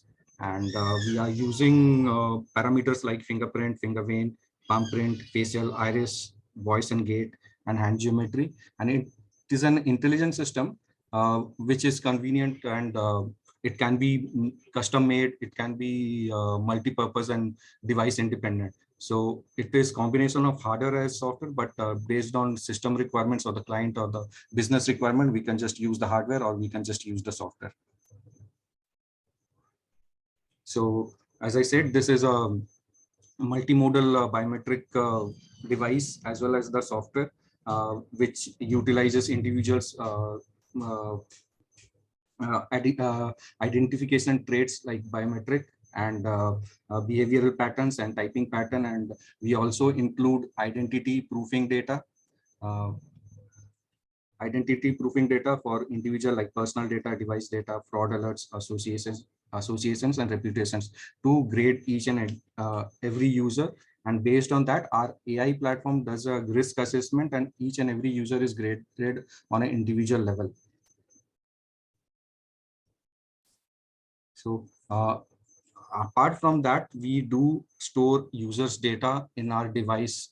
Device can be in our device as well as a centralized storage, and each user can store their certificates, documents, genealogy, financial and health records, which can be shared over this platform using a specified format, which has a cryptograph-based key, and it has a timestamp. I mean, let's say I want to share my document with a bank official for a period of 24 hours. It would be shared for 24 hours only. After that, document would not be accessible any further, and the link would be destroyed. So this time-based access is one thing that we have added. And our product is unique because we are highly customizable based on system or the, as I said, organization's demand. It could be 2 biometric factor, or it could be 5, or it could be just the document KYC verification purposes. And based on whatever the system requirement is, we can work on that. And we always have a fallback policy. Say your fingerprint is not working, you can always use a facial detection or a voice verification in that case. Also, the user can initiate their access control for individual documents, and even a third party can request that document or that specific information through our platform or through our APIs. And as I said, our documents are tagged with a self-destruct code. Multiple applications can be used a single encrypted ID. User once created in our system has only one single ID. It need not be registered multiple times for different use cases. Say for traveling, we have created one ID. The same ID can be used for the financial purposes. Same ID can be used for an institutional purpose. So one ID is enough, and it can be shared across platforms. And as we said, based on open source intelligence, we have risk assessment, and we classify and authenticate device based authenticate the client based on the risk assessment done. And we have made this platform such that it can be used on any devices. So these are the basic key technical factors that we are taking in mind right now. And these are the biometric authentication patterns that are being used, along with additional traits like typing pattern, heart rate, ear lobes for different other use cases. And for identity proofing, we use personal data, which is 1 minute left. Uploaded by the user, or the reputation or social record are available over the public domain. And this is based on zero trust architecture. And for the POC, these are the following factors that we have kept in mind. So basically, this product is providing you solution for biometric authentication, identification, KIC, and identity proofing, client identification, where the client can be authenticated and verified using client's different phone number or the location or the any document that has been shared over the platform. And financial and non-financial records can be also authenticated and stored over our platform. And for specific analytics and reporting, we do the due diligence. We have an AI platform which develops a specific monitoring and detects and reports the financial or potential financial crimes happening. And based on that, that user can be tagged as well. So this is the competitor scene right now, but majorly what we see here is like all are majorly hardware-based manufacturers, and their platform is just along with their hardware only. But our platform is going one step ahead and developing furthermore data and risk assessment and analytics, which can be used independently for individual use cases. And this is very helpful for majorly BFSI models and any institutional use cases. So risk factors that is applicable in our cases, there are multiple patents, and we are also trying to develop our product as soon as possible and go ahead for filing a patent right now. And this is, as we know, as the online scene grows faster and faster day by day, there is a growing market, but there are also multiple competitors coming in different platforms. And as for India, there are not much strict rules apart from the Aadhaar and UIDAI regulations, but based on other countries, there could be furthermore risk.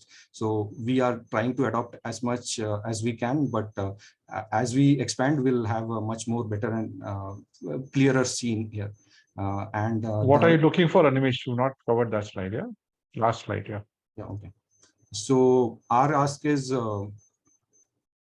2 CR, and this is will be a runway for 9 to 12 months, and the fund would be utilized for 90% for the product development and 10% for the marketing and reach out program. So you're pre-MVP, pre-revenue, right? Yeah, we are pre-MVP. Yeah. Great. Yeah, we're open for questions. Dinakar, you can ask your question. Yeah, I had two questions. First is, you spoke about the patent risk. Yeah. Have you done any patent research and found out if suppose you are going to work in this direction, how many patents you are going to be infringing, and how do you mitigate that? That is the first question. Second question is, who is your market actually? Who is your customer? I actually skipped that slide. We are majorly focusing on BFSI and government sector right now. But is there anything specific? Because unless you have somebody in mind, you don't know what the problem is. You are trying to develop a solution. Specific pilot customer would make a lot of sense if you don't have one. And patent infringement is again a big issue. Patent infringement, as in like there are patents happening every day. But someone else has the same patent which you may be using or developing. No, not as of now, but we are aware of something very similar being developed, but they haven't filed patent yet. And since we are also in the same stage, we want to complete our product as soon as possible so that we can go ahead and file that patent as well. Question, Dinakar. Yeah, both the questions were really valid. Yeah, who's the TG? Yeah, our TG is BFSI. When we say BFSI, we are majorly targeting the banking and the insurance. It's huge. BFSI is huge, yeah. BFSI no, cannot but, be TG. We are majorly targeting on the banking and the insurance sector right now. Yeah, Priyanshu, you can ask your question. Again, on the regulatory side, how is there any regulation on terms of compliance with records and the confidential data? Because BFSI would have a lot more confidential data as well. Yeah. The way we have done research, we found out that for the banking and the financial sector, they need centralized storage, and as for now, there is not very much hard applicable rules, but they need consumer consents for providing all their data. So it is a physical record that has to be taken from the consumer that this data has been saved or kept in a centralized storage or something like that. So you have taken that into consideration into your cost. Yeah. That is why we have a certain amount of investment kept aside for just consumer onboarding.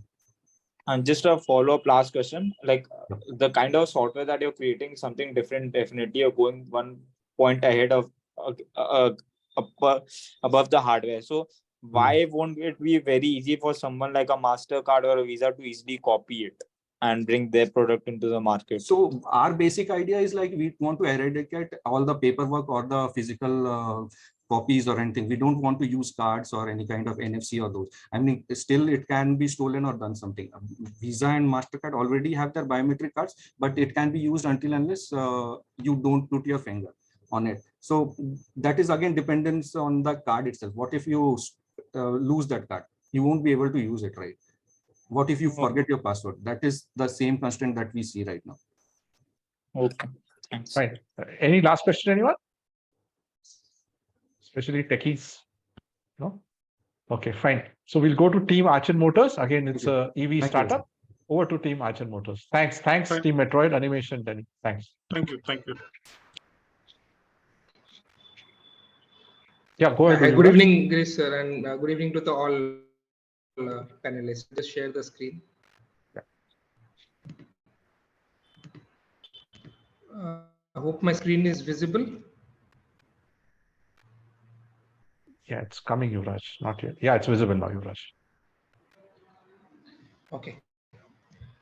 So we are Archon Motors. We are a smart electric mobility startup based out in Bhubaneswar, Odisha. So we are currently incubated with IIT Bhubaneswar Research and Entrepreneurship Park, and currently we are developing a electric mobility solution for local public transportation, which is basically a smart electric three-wheeler rickshaw, we can say e-auto for the passenger segment. So this is the team what we got here on board. Myself, Yuvraj Harichandan, I am the founder and CEO. I have an experience in building automotive projects of around 22 projects in total for motorsport and other display activities. After that, I also have automotive sales and business management experience with Mercedes-Benz dealership in Telangana. And post that, I have been starting Archon Motor for last 2 years on product development and certain technological development in-house. We have Mr. Milan Nanda, who comes with an cumulative experience of around 20 years in automotive industries, worked with brands like Tata Motors, Hero MotoCorp, and Bajaj. We have Mr. Shubham Balla as the CTO of the company, who is an experienced motorsport enthusiast, worked on multiple projects on vehicle building and simulations. So we have Dr. Olive Roy mentoring us on the technological parameters. He is an assistant professor from IIT Bhubaneswar's Electrical Sciences Department. We have Mr. Priyadasi Sarangi, who mentors us on the business parameters. And we are currently enrolled with the Minds cohort of Saathi Ventures currently. We have numerous achievements in the last 1.5 years, wherein we were selected as one of the top 20 startups by Startup Odisha, Government of Odisha. Last December, we were featured on the Make in Odisha conclave, where we did a soft launch of our concept prototype. Recently, we have been granted by HDFC Bank's Parivartan program, a CSR activity program for social development and product development grant. We have been featured under the nationwide's Under 30 Rising Entrepreneur Award. We have been a grantee from Startup Odisha as well. We have been working with STPI Bhubaneswar under the Chunoti 4.0 program. And we are also co-incubated with the Central Tool Room Center of Central Government, CTTC Bhubaneswar, for the rapid prototyping thing. So the problems what we are identified in the EV sector today on the vehicle side, considering the awareness and the acceptance of the vehicles, are basically range anxiety. Currently, most of the e-rickshaws which are available in the market has a range of 80 to 120 kilometers on an average. So basically, it doesn't become viable for the consumers to have it for a longer range. It was quite successful for the entry-level market when EV were actually booming in India. In the L3 segment was playing a major role into it. But when we talk about the L5 and the majority area where the market is currently with the IC engine, the product viability comes into the question because of the e-rickshaws understanding and the poor product choices being made in the industry today. And the foremost major dependency currently the EVs have, specifically the electric rickshaw market, has on the Chinese market. That is the import dependency of 70% of the components are getting imported from abroad market. So the solution what we are proposing is basically design improvement on the product as a whole to consider EV as a new segment and not retrofitted vehicles. We have done a weight reduction of 30% of the vehicle to accumulate more range into the product. We have also designed the vehicle from the aerodynamic aspect, considering a slow speed moving vehicle, but as an EV, it have an impact on the power consumption as well. We have also considered for a better sitting comfort for the passenger and the driver. We need to work, so basically the EVs need to work on the performance and reliability of the product to increase the adaptation of the EVs. So what we have done here is basically improve the system efficiency, which helps improve the working range. We have the maximum torque capacity on the maximum payload capacity on any gradient. We are also working on the localizing the supply chain, so cutting down the dependency on the import components. We have 80% made in India components. Some critical components are being manufactured in-house. So we claim to be having the best operating cost in the market in the segment right now. So our vehicle can operate at a 0.39 rupees per kilometer operating cost, which eventually gives a higher income potential for our drivers. So how we are able to achieve this is with our breakthrough products, what we have developed in past one year. So basically, we start with the powertrain, which is a very critical component in the market today in the EV, considering the power load consumption comes down to here. So we have developed an induction motor, which is not a new concept, but we have revamped the product such that it gives us the maximum efficiency at the best possible cost. We have a 2-speed gearbox, which is a first entrant into the market, which allows us to give both range, that is the efficiency and performance together whenever and when required on demand. So we have an integrated information system which will give information to our customers on real-time basis. That is the vehicle information which can be connected to mobile apps in the future to have a cloud connectivity and on-the-go information service. Throughout also we have been developing a technology we have named as Concept Realm. So this is basically usage of renewable energy around us, which is the infinity source of energy, which can be really breakthrough for any EV in the market. So we are working on a concept where we can improve the range by 20 to 30% by using a smart management system through wind and solar energy. So we are expecting this prototyping to come out within a year span. So I'll take Milan's help on the GTM strategy. Yeah. Good evening, one and all. Thank you, Yuvraj. Coming to the GTM strategy, right? We are based out at Orissa. Now, Orissa is a market of 50,000 units per annum. So it will be around 525 crore rupees as of now. Now, the current CAGR for Orissa market is around 42%, and it is around 800 units of volume if we consider currently. Then the total EV for L5 category, it comes around 6%, right? And the targeting we are targeting a volume of 360 units for first year, which is around 1.5 million USD for the same. Now, coming to the revenue model, how we'll basically OEM will local dealer and that will be delivered to the customer. That is the general principle where everyone uses in the model itself. And some of the direct customers where there will be bulk purchase from the government side will cater to those elements also. Now the driving factor why we are at Orissa is because of the good infra, then abundant of resources and also cheap labor, right? Then coming to the favorable why policy are there with the governments where we'll get capital investment. It's a 25% will get the subsidy, then the interest subsidy, then we'll get provision for land, which will be at 50% reduction cost. It will employ around 1,000 people in our factory, right? Other benefit on R&D, then patent subsidies, these are the things. Now coming to the market size, market basically is of L5 category. It will reach around 3 lakhs unit for by 2025. Now the projected CAGR, what we have gathered as per ICRA report, it is coming around 16% from 2023 to 2032.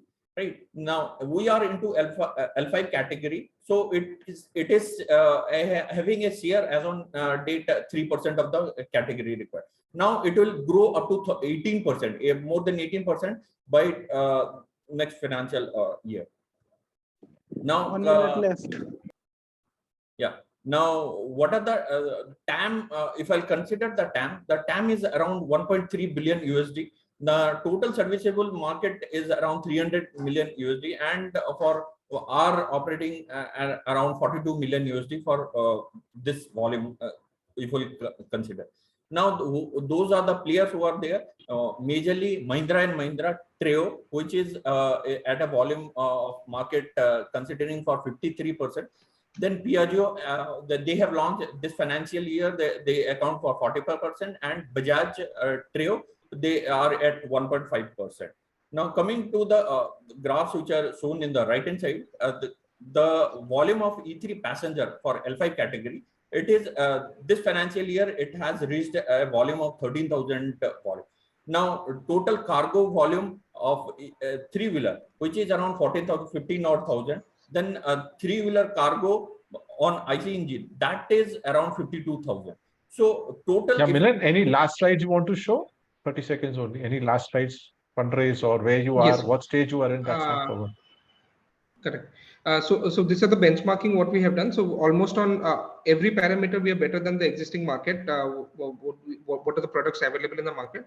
So we have projection of the 5 years is reaching 10,000 units per year, and our roadmap is basically defined as before and after homologation. That is the type approval what will be requiring to enter the market.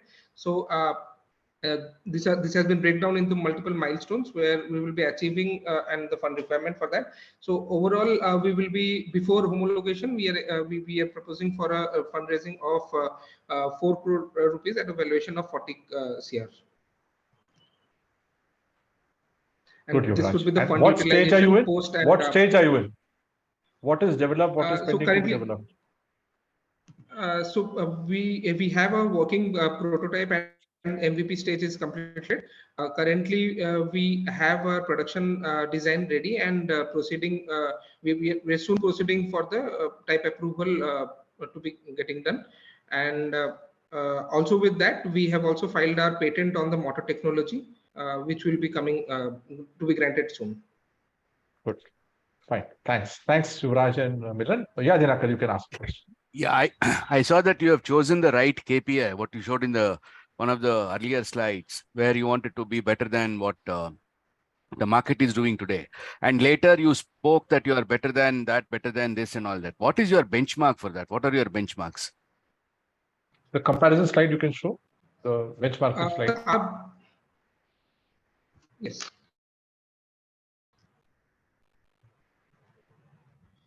So if you see, sir, Yeah. we have the we are able to deliver the maximum motor power. So eventually giving us the edge to compete with the IC engine vehicles, which operates currently in the market at a higher power than existing EVs which are there. We have a better transmission in comparison to any other existing EV rickshaws. We are able to meet the maximum requirement of the top speed, which has been regulated by Government of India, with a range. No. I Unmatched think just sir, hold on. See, here you are comparing yourself with the EVs, right? Your market competitor is the IC engine, not the EV. EV is already there. If you want to compete with EV, you're not going to achieve the numbers that you are projecting there. You need to compete, benchmark yourself with the IC engines. Correct. Thank you so much. We have missed out on that part. Yeah, understood. So good, you can benchmark with that also. Put a column with ICE. Yeah, go ahead, Saroji. You can ask your question. Sure. Yeah, that is because you said me 3 competitors you talked to us. One is Bajaj, M&M, and Piaggio. Yes. So your competition is really large.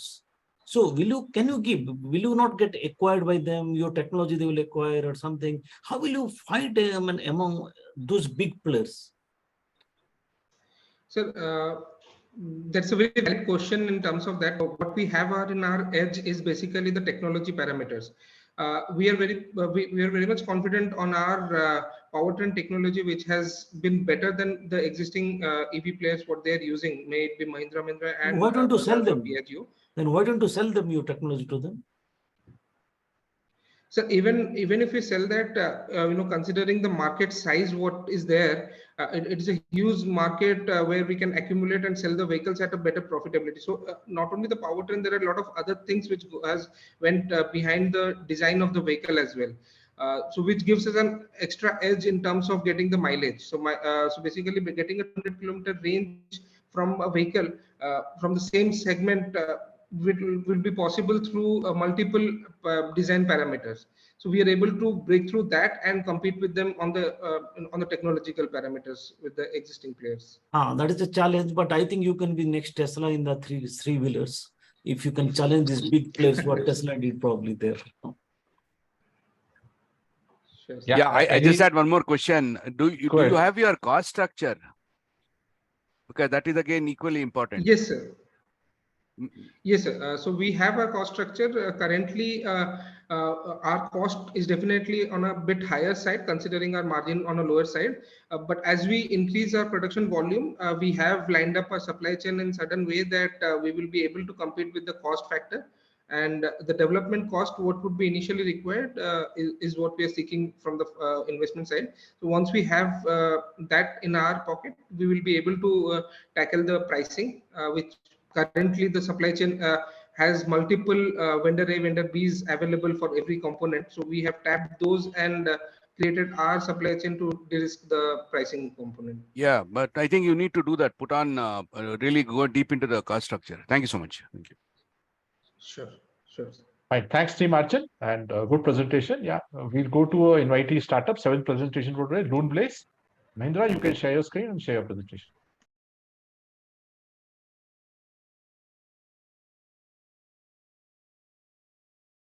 Mahindra Luneblaze, you're there? Yeah. And turn on your camera also, Mahindra.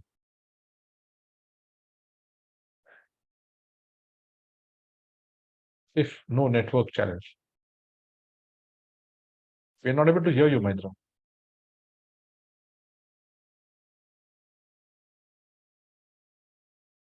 And Bhavna, you are next. Okay. Mahindra, we're not able to hear you. Hello, am I audible now? Yeah, now you're audible. Okay. Yeah. Hi, everybody. Thank you. Thanks a lot for this opportunity. Hope my screen is visible. Yes. Okay. Thank you. So Mahindra Manral this side. So we at Luneblaze are trying to induce quality in education through collaborative learning. So I myself, I'm a serial entrepreneur with 10 plus years of experience in education.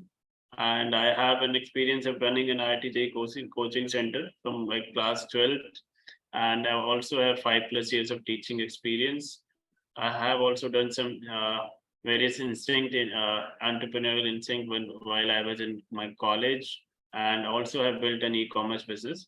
So I have Smriti with me as a CEO, and we have Asha ma'am, who is actually CBSE coordinator as well in from Gurgaon and having 25+ years of experience. So we are currently a team of 7 and also advised by Vivek Agarwalji, co-founder and CTO of Square Yards.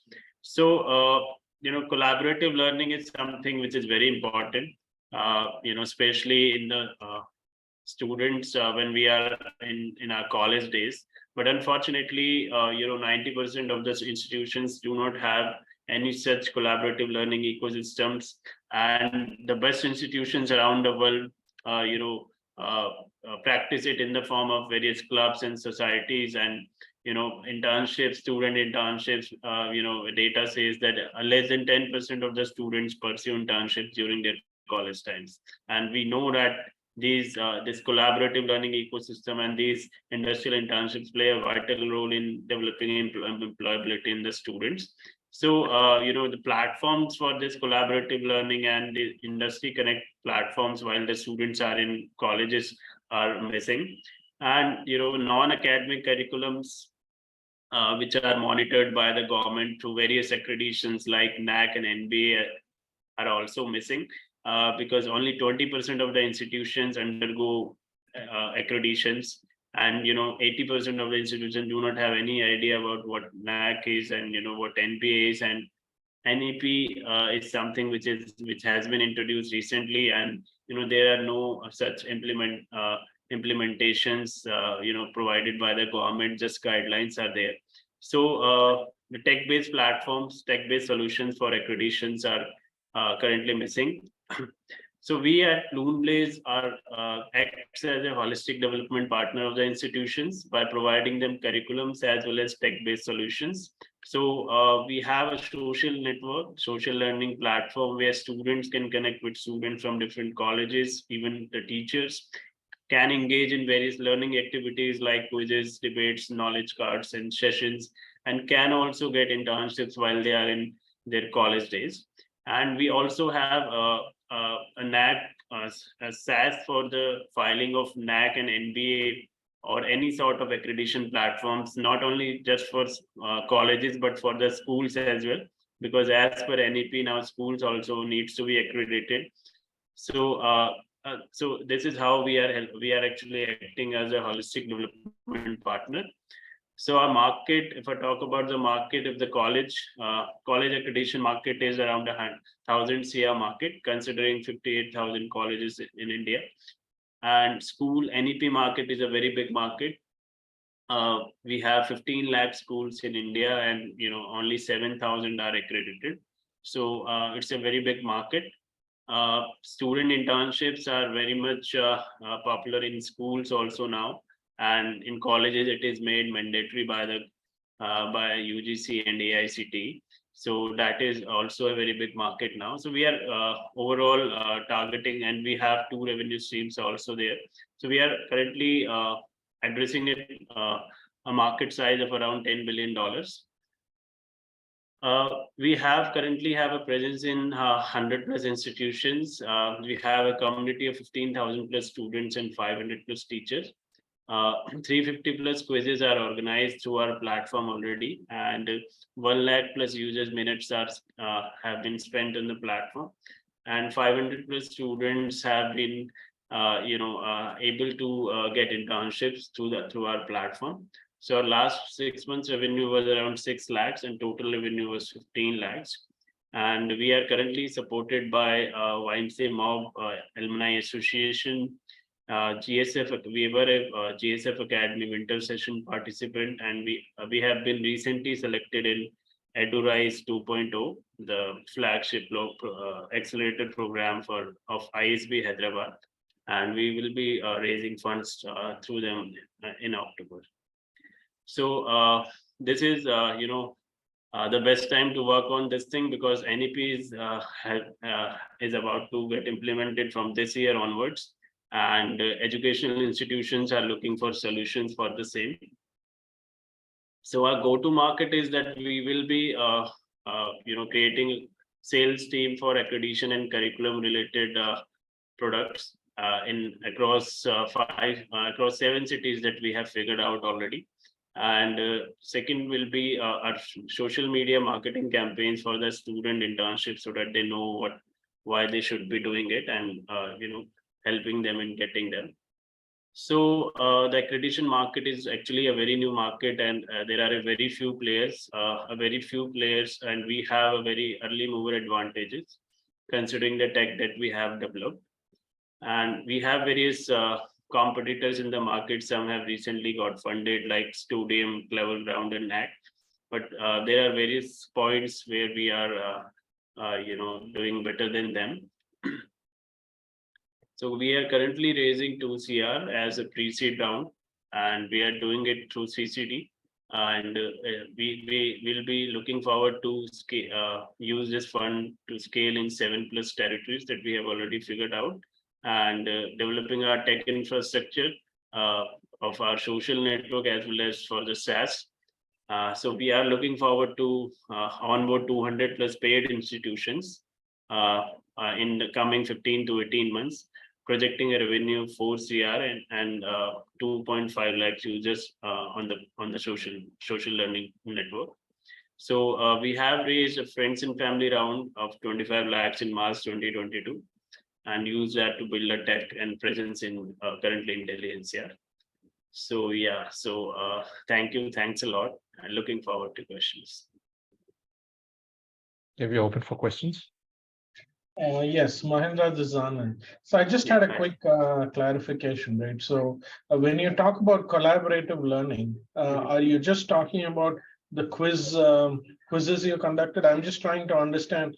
You had mentioned you conducted quizzes, and I'm trying to correlate that with collaborative learning. So just trying to understand more about your solution. What does collaborative learning mean? Right. So quiz is definitely one part of it, but we have like other things like sessions where a student can teach other students from other colleges, or students from the same sort of interests. We have knowledge cards with us where somebody, not only just a student, a teacher can share some sort of lecture notes in some funny style, like as we see on Instagram. We do use swipe and all for various photos and various purposes. Similarly, our platform provides a feature called knowledge cards, where a teacher or anybody who wants to showcase their knowledge in some exciting forms, they can do it over there, and they can get connected with a community of people who are on the platform for a different purpose other than the other social networks are there. So that is where we actually differentiate from these platforms. And collaborative learning is what we think, from what we understand with the collaborative learning, is where we are helping others to learn something. So that could be done in the way of sharing some questions, that could be done in the way of sharing knowledge directly in the form of video, audio, or any textual format, or any format, whatever is required. Okay, got it. So that's what you mean. All right. Yeah, Dinakar, go ahead. Yeah, I had a question. First is, you said that your revenue was about 6 lakhs or whatever in the earlier months, right? And I understand that your clients or customers are mainly institutions. Right, correct. Now, Yes. is it that these institutions gave you money for as a solution for them, or did they charge it to the students? Okay. What So, was the who paid for that money? The solution. Right. So in colleges, in the college market, the colleges pay from their own pocket, but in the school market, it is not the case. In the school market, they collect it from their students, they add it in their fees, with the name of whatever, they want to do it, like NEP fee or whatever fee, and then they collect it and then they, pay that to us. And in the revenue part, there is the internships part also, where we have charged directly from the students also, where we have helped them in getting internships. Okay, how big is that share? The internship share? Okay, so I'll say 20%. 20%. Okay. Yeah. Okay. Okay. How many paid colleges? How many paid schools? 5 paid colleges. And schools, currently we do not have any paid school. We are because the school Because segment NEP is more school, na? NEP में college education भी आता है. College में हम लोग mainly NAC का कर रहे हैं, NAC and NBA. Accreditation part में colleges ज़्यादा So you help colleges get accreditation and you charge them for that. Yeah, we have a SaaS That's solution. more like a service model then. It's a service No. model, na? Because each college will be at different stage, different requirements, different certifications. Absolutely, sir. Absolutely. So we provide them a SaaS solution where they can, keep all their data. They can generate data because NAC and NBA is all about data. How much data you can generate and keep it in a format that they require. So our platform provides them that format, and 80% colleges haven't even applied for it yet.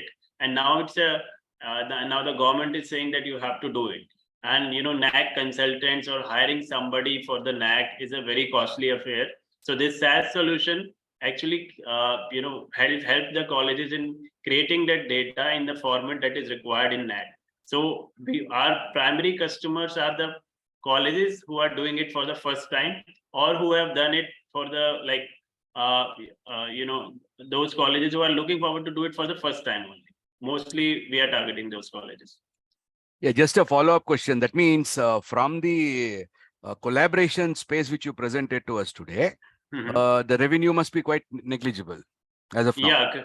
Yeah, absolutely. Currently, because it's a social network, and a social network based revenue only when we have a certain number of users, then only we can run ads or do something. Yeah. So currently, yes. So maybe then that business model would really make a lot of sense. Thank you so much. Fine, Mahendra. Thank you. Thank you for your presentation. Yeah, thank you. So we go to the last presentation for the day, which is Caregiver Saathi. Yeah, over to you, Bhavna. Last and probably the best presentation for the day. Over to you, Bhavna. No pressure, really. No, I enjoy Thank you for doing that. Teacher or student. Good evening, everyone. Thank you for the patience. And I am certainly not going to let that pressure get to me. It's definitely gnawing at me, but with no expectation of bettering the fantastic presentations that have been done so far. I am just trying to share my slides. I hope my time will start when I start sharing. And here we are. So good evening, everyone. Second. Sorry.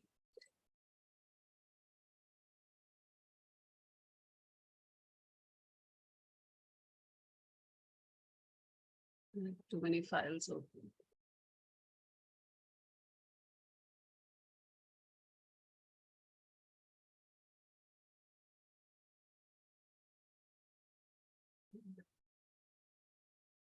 Good evening, request everyone. the panelists to rate. Yeah, go ahead, Bhavna. Go ahead. Sorry, please go ahead. No, I was just asking everyone to rate all the presentations they've seen, all the panelists. Yeah, you can start, Bhav. Good evening. I'd like to present to you Karuna, which is a seamless platform for caring and inclusive workplaces. Presented to you by Caregiver Saathi. I am I'm going to show you a film. So I'm just going to make sure that there is sound and you can listen in to this.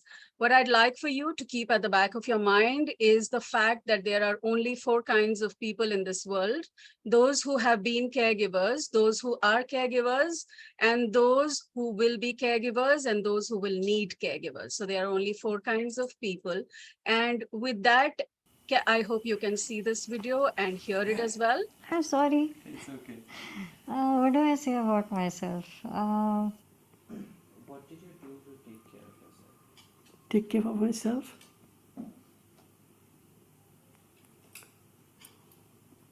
Emotionally. To be honest, nothing.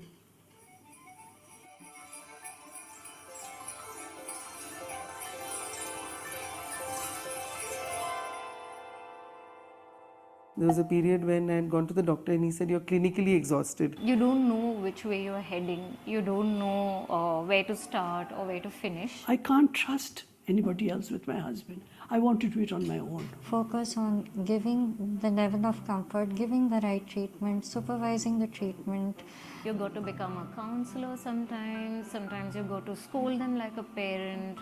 You know, sometimes you go to be really loving and caring. There used to be a time when I just slapped my husband, said, what are you doing? Come on, try to understand. At the end of the day, if anything happens, then I have to step in. So that responsibility and that onus does lie with me. They put their life comes to a standstill. It becomes literally like a role reversal. You have to really recondition your mind to not feel guilty and make you realize that this is a part and parcel of life, and that doesn't mean that you have to bring your life to a standstill. So why did I do this for myself? Or why am I watching so much of Netflix? I feel I deserve it. If I could find little time to sit down and paint, that would give me a lot of energy and happiness. It's about being a doctor, being a nurse, being an oncologist, or being, in palliative care. And one would take a lot of pride that saying that, well, I've set up this facility on palliative care. That would be a matter of pride. But in one's own personal life, caregiving is pretty much a very thankless job.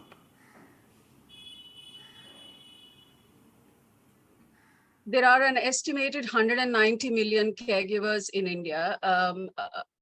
And there could be any number from 100 to 190, depending on the assumptions that you make, because nearly 190 million people need long-term and home-based care. What about care and convenience for caregivers? So with that as the background, I'd like to talk to you about Sunil, who is a caregiver to his wife, who has had dementia for 7 years. He does have a helper, but not necessarily the best trained helper. There might be Sunita, who is a working professional in a workplace, who doesn't know whether or not she can talk about her caregiving responsibilities at the workplace. There are a couple other situations like Ashima, who is an IT manager in an MNC, who worries about her brother, who is the primary caregiver to their mother, who has Alzheimer's, or Mukesh, who is an ex-VP of an FMCG company, who doesn't want to bother his son, but would like to have the best quality care for himself or his wife. Now, given all these use cases, I would like to talk to you about myself, the fact that in addition to the fact that I have founded Caregiver Saathi, my history is that I have been a caregiver for more than 30 years myself. I was a young caregiver to my father, who had a terminal illness. And over the years, I have cared for multiple people in my family.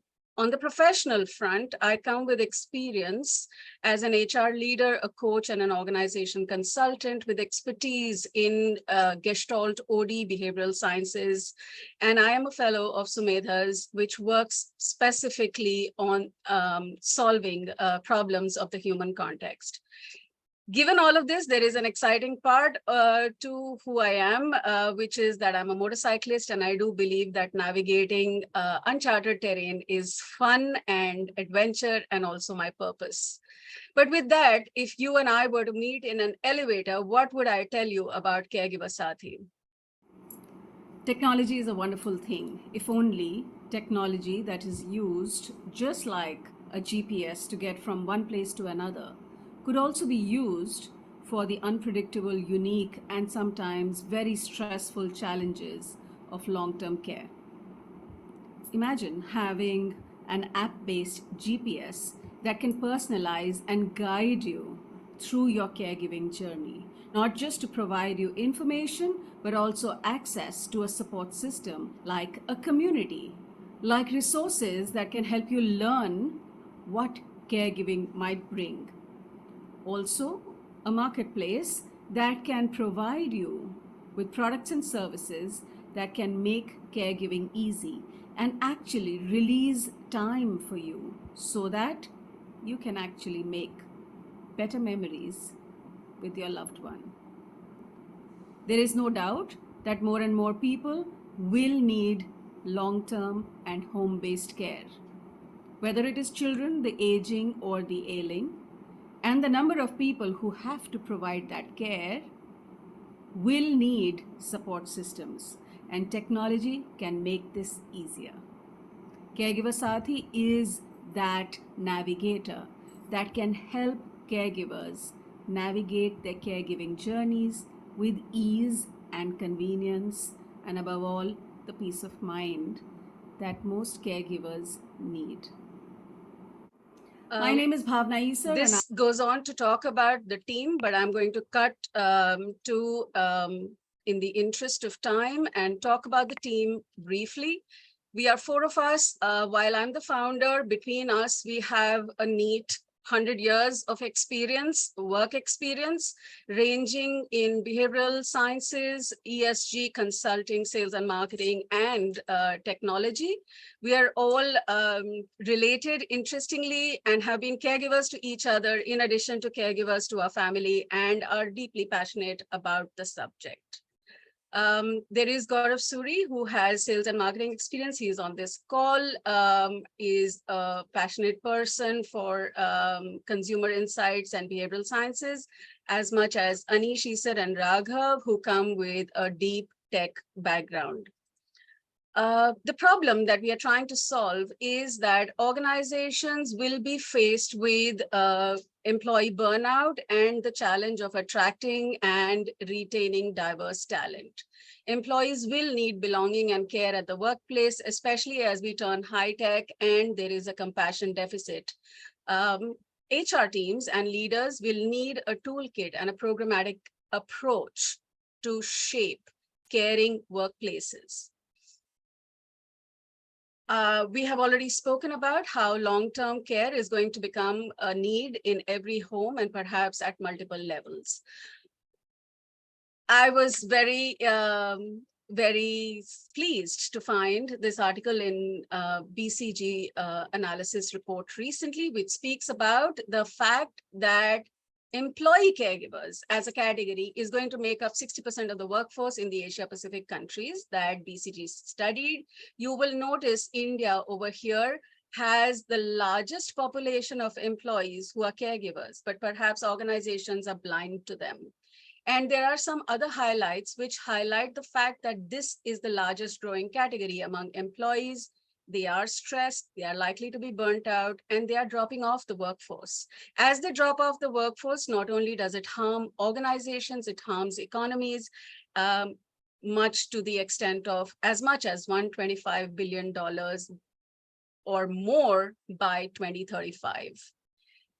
Employers will need to take action. So if I were to answer that question, who really feels the pain of the fact that caregivers have a lot of stress and things to worry about? Perhaps it is employers more than anyone else. What is our solution? Our solution is a seamless platform for organizations that wish to be caregiver friendly.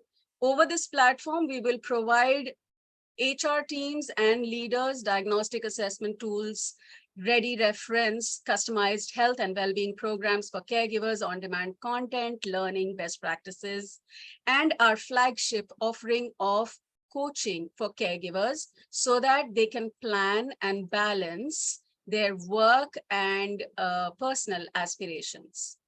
A community for caregivers, which is support groups for emotional support, curated products and services, because many caregivers don't even know which products to buy or which services to avail. And by the time they realize what they need to do, it might sometimes be too late. As organizations, it is also becoming increasingly important that organizations build the capacity of their employees to be compassionate and caring, because empathy is going to determine whether or not organizations are going to be innovative enough or profitable enough. So as a practice, if organizations can encourage their employees to bank their time in caregiving, which is a part of this integrated seamless platform, then they build a certain muscle which will help organizations become resilient in the long run. Our solution also extends to an individual, which is, as an employee, you would have a personalized ecosystem for caregivers. This is a personalized and seamless platform that is simple, intuitive, and comprehensive. 1 minute left, ma'am. Made by employees who are caregivers for caregivers. It covers a wide range in terms of providing a toolkit, a mindset, and a skill set for organizations as well as employees in the organization. The key features are that it provides information, an on-demand academy, a community, and a marketplace. The market size is interesting, and one lens to look at it is the employee well-being spends by organizations. And if we were to look at the target market, we would look at two organizations and two categories of organizations. One, which have an employer brand of being caring and benevolent, and the other that wish to be inclusive and women-friendly. The competitive landscape suggests that while there are, on one hand, medical and insurance providers or marketplaces, on the other hand, there are mental health providers, but there is nothing that is designed for caregivers or employee caregivers. So our advantage would be that we are a one-stop care delivery solution, provide individualized coaching, a pan-India presence, and most important, planning and building the muscle for resilient organizations. And this is a solution for organizations as well as individuals. The business model is a freemium subscription model. There is the challenge of building the category and community, having partners in the ecosystem, and the go-to-market approach will be B2B first and then B2B2C. We are looking at a pre-seed funding of 2.4 CR to be cash positive in 36 months for team salaries, market and content development, communication, marketing, and tech development, with certain milestones at a 12-month mark. Of course, there are 6-month milestones as well, and I'll be happy to share them with you. Our vision is to create a platform that propels the care economy by creating demand and supply at the same place. We obviously will be integrating AI, tech, and high-tech solution, but the last mile has to be compassionate care delivery, both to employees as well as to their loved ones.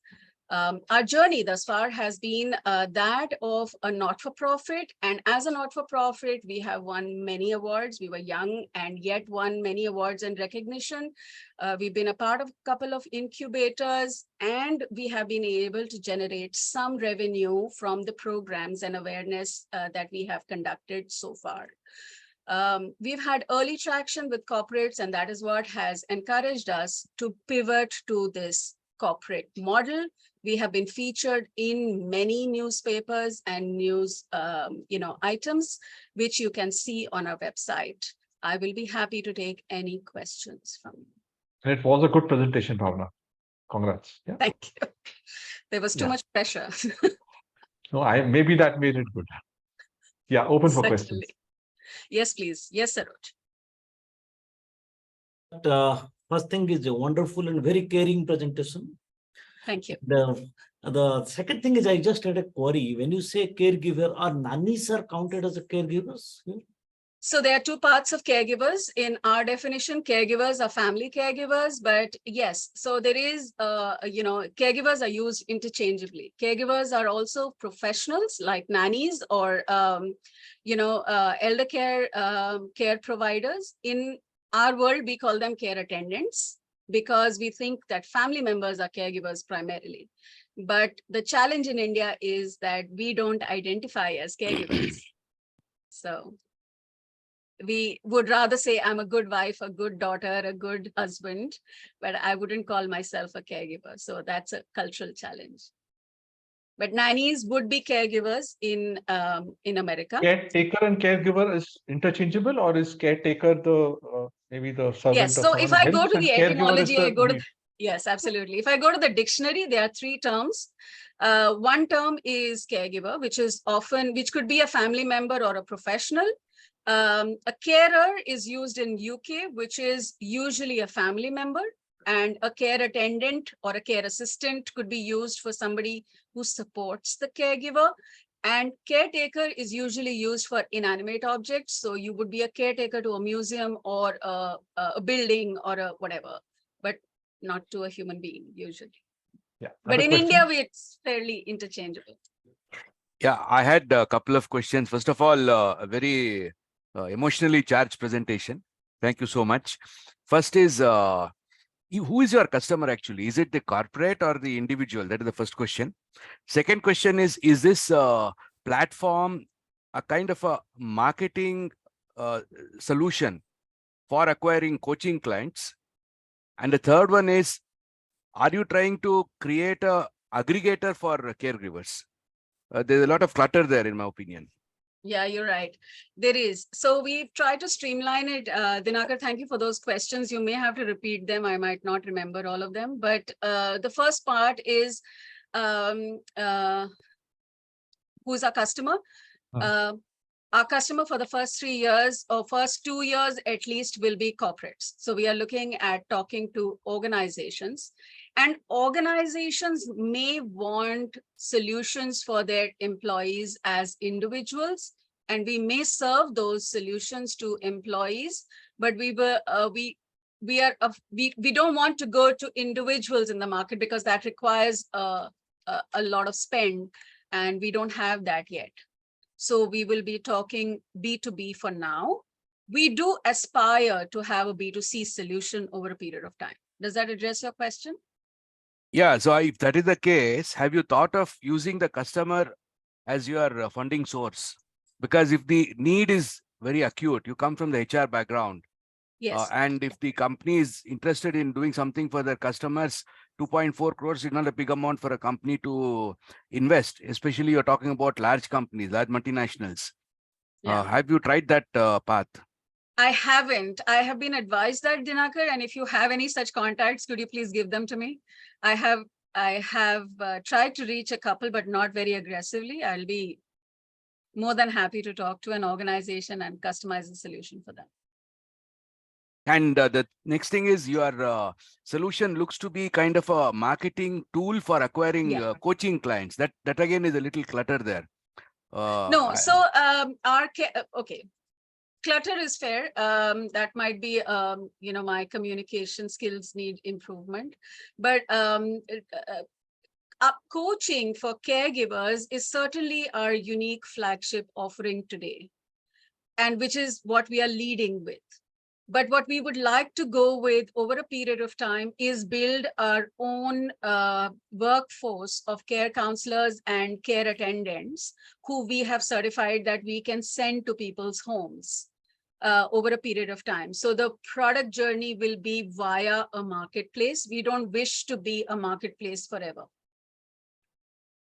Today, we have an ecosystem of partners through which we help individuals access services, which we will continue, but we will also have our own certified partners city by city as we build our capacity. Thank you. But happy to take your inputs, please, Yeah, Anand, go ahead. Anand has a question. Yeah, hi, Yes, Bhavna. I think Hi. this is good. So finally, I understood what you're doing. Okay, that's good. So that's good Ouch. to know. Now one of the aspects I was really thinking this through is, you're bang on, right, on employees and the challenges around caregivers, right? So I hope that your coaching solution will also include some psychosocial inputs and things like that, correct? Or is it 100%. Okay. So Even on, and by the way, I would please download our app, test it, give us feedback. It has the ability right now for you to be a part of the community. So the coaching is one-on-one space, but emotional and psychosocial support requires a community of other caregivers. So they could be within an organization, an employee resource group, and across organizations, a generic group, both of which we wish to enable through the technology. Got it. And the second thing is, I really think you should reach those large EAPAS chaps. I think, as I said, they're struggling for innovation, right? And you could bring a very innovative offering to them, and that would save you a lot of headache in terms of doing the marketing and sales yourself, right? Think through that. Thank you for that input. I know we had that chat, but my only concern is I don't want to be white labeled, but at the same time, I don't want them to feel threatened. So we have to carefully craft what our proposition to them is. True. As long as the minds meet, yeah. Yeah, Sahana, any questions from you? Sahana? Hello, hi Girish. No, I've been listening, and Bhavna, really good presentation. I think you kind of took away the, what do I say, the end presentation was amazing. I do have a couple of questions, but I'm driving though. I'll connect with you. Yes, I look forward to that. My throat is not Fine, very Sahana. supportive as well today. Yeah, any last question from anyone? I know it's a wonderful demo day. I'm really happy. I'll sleep tight today. Yeah, any last question from anyone? No? If nobody has a question, then I have a question. It's okay for me to make a good presentation, but how many people will give me money? That's the point. It's the start. Karam karo, phal ki ichha mat karo. Ayyo. Okay. Right, so, but then, Bhavna, how would this work? You're an NGO, right? No, she's it's a social venture. Okay. It's Okay. Our history, our history and our experience thus far is a not-for-profit, but we have pivoted. Maybe my volume went down while I said that. Oh, okay, great. I'll connect you with a few who are very specifically focused in these kinds of areas. Maybe absolutely.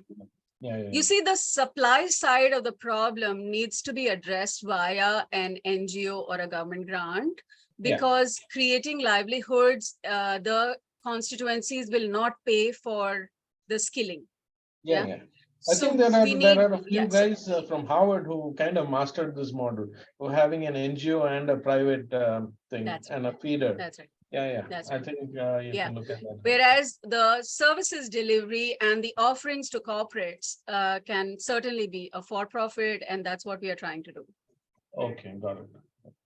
Thanks everyone, and thanks Dinakar, Anand, Saroji, Rajesh, Sahana, Amar. Thanks for joining and giving your feedback. It's been a wonderful session. Really enjoyed it, and thanks to all the startups also. Quite a few good presentations we had today. We'll be sharing the feedback with you, which we've received from all the panelists. Yeah, thank you. Thank you. And any one of you who would like to give us references, small or large organizations, we are happy to explore how we can offer our, test out our offerings. But I thought sales was Gaurav. I'm learning. Okay, good. Thank you. Thanks. Yeah, bye. Thank you, everyone. Thanks, everyone. All the best. Thanks. Bye-bye.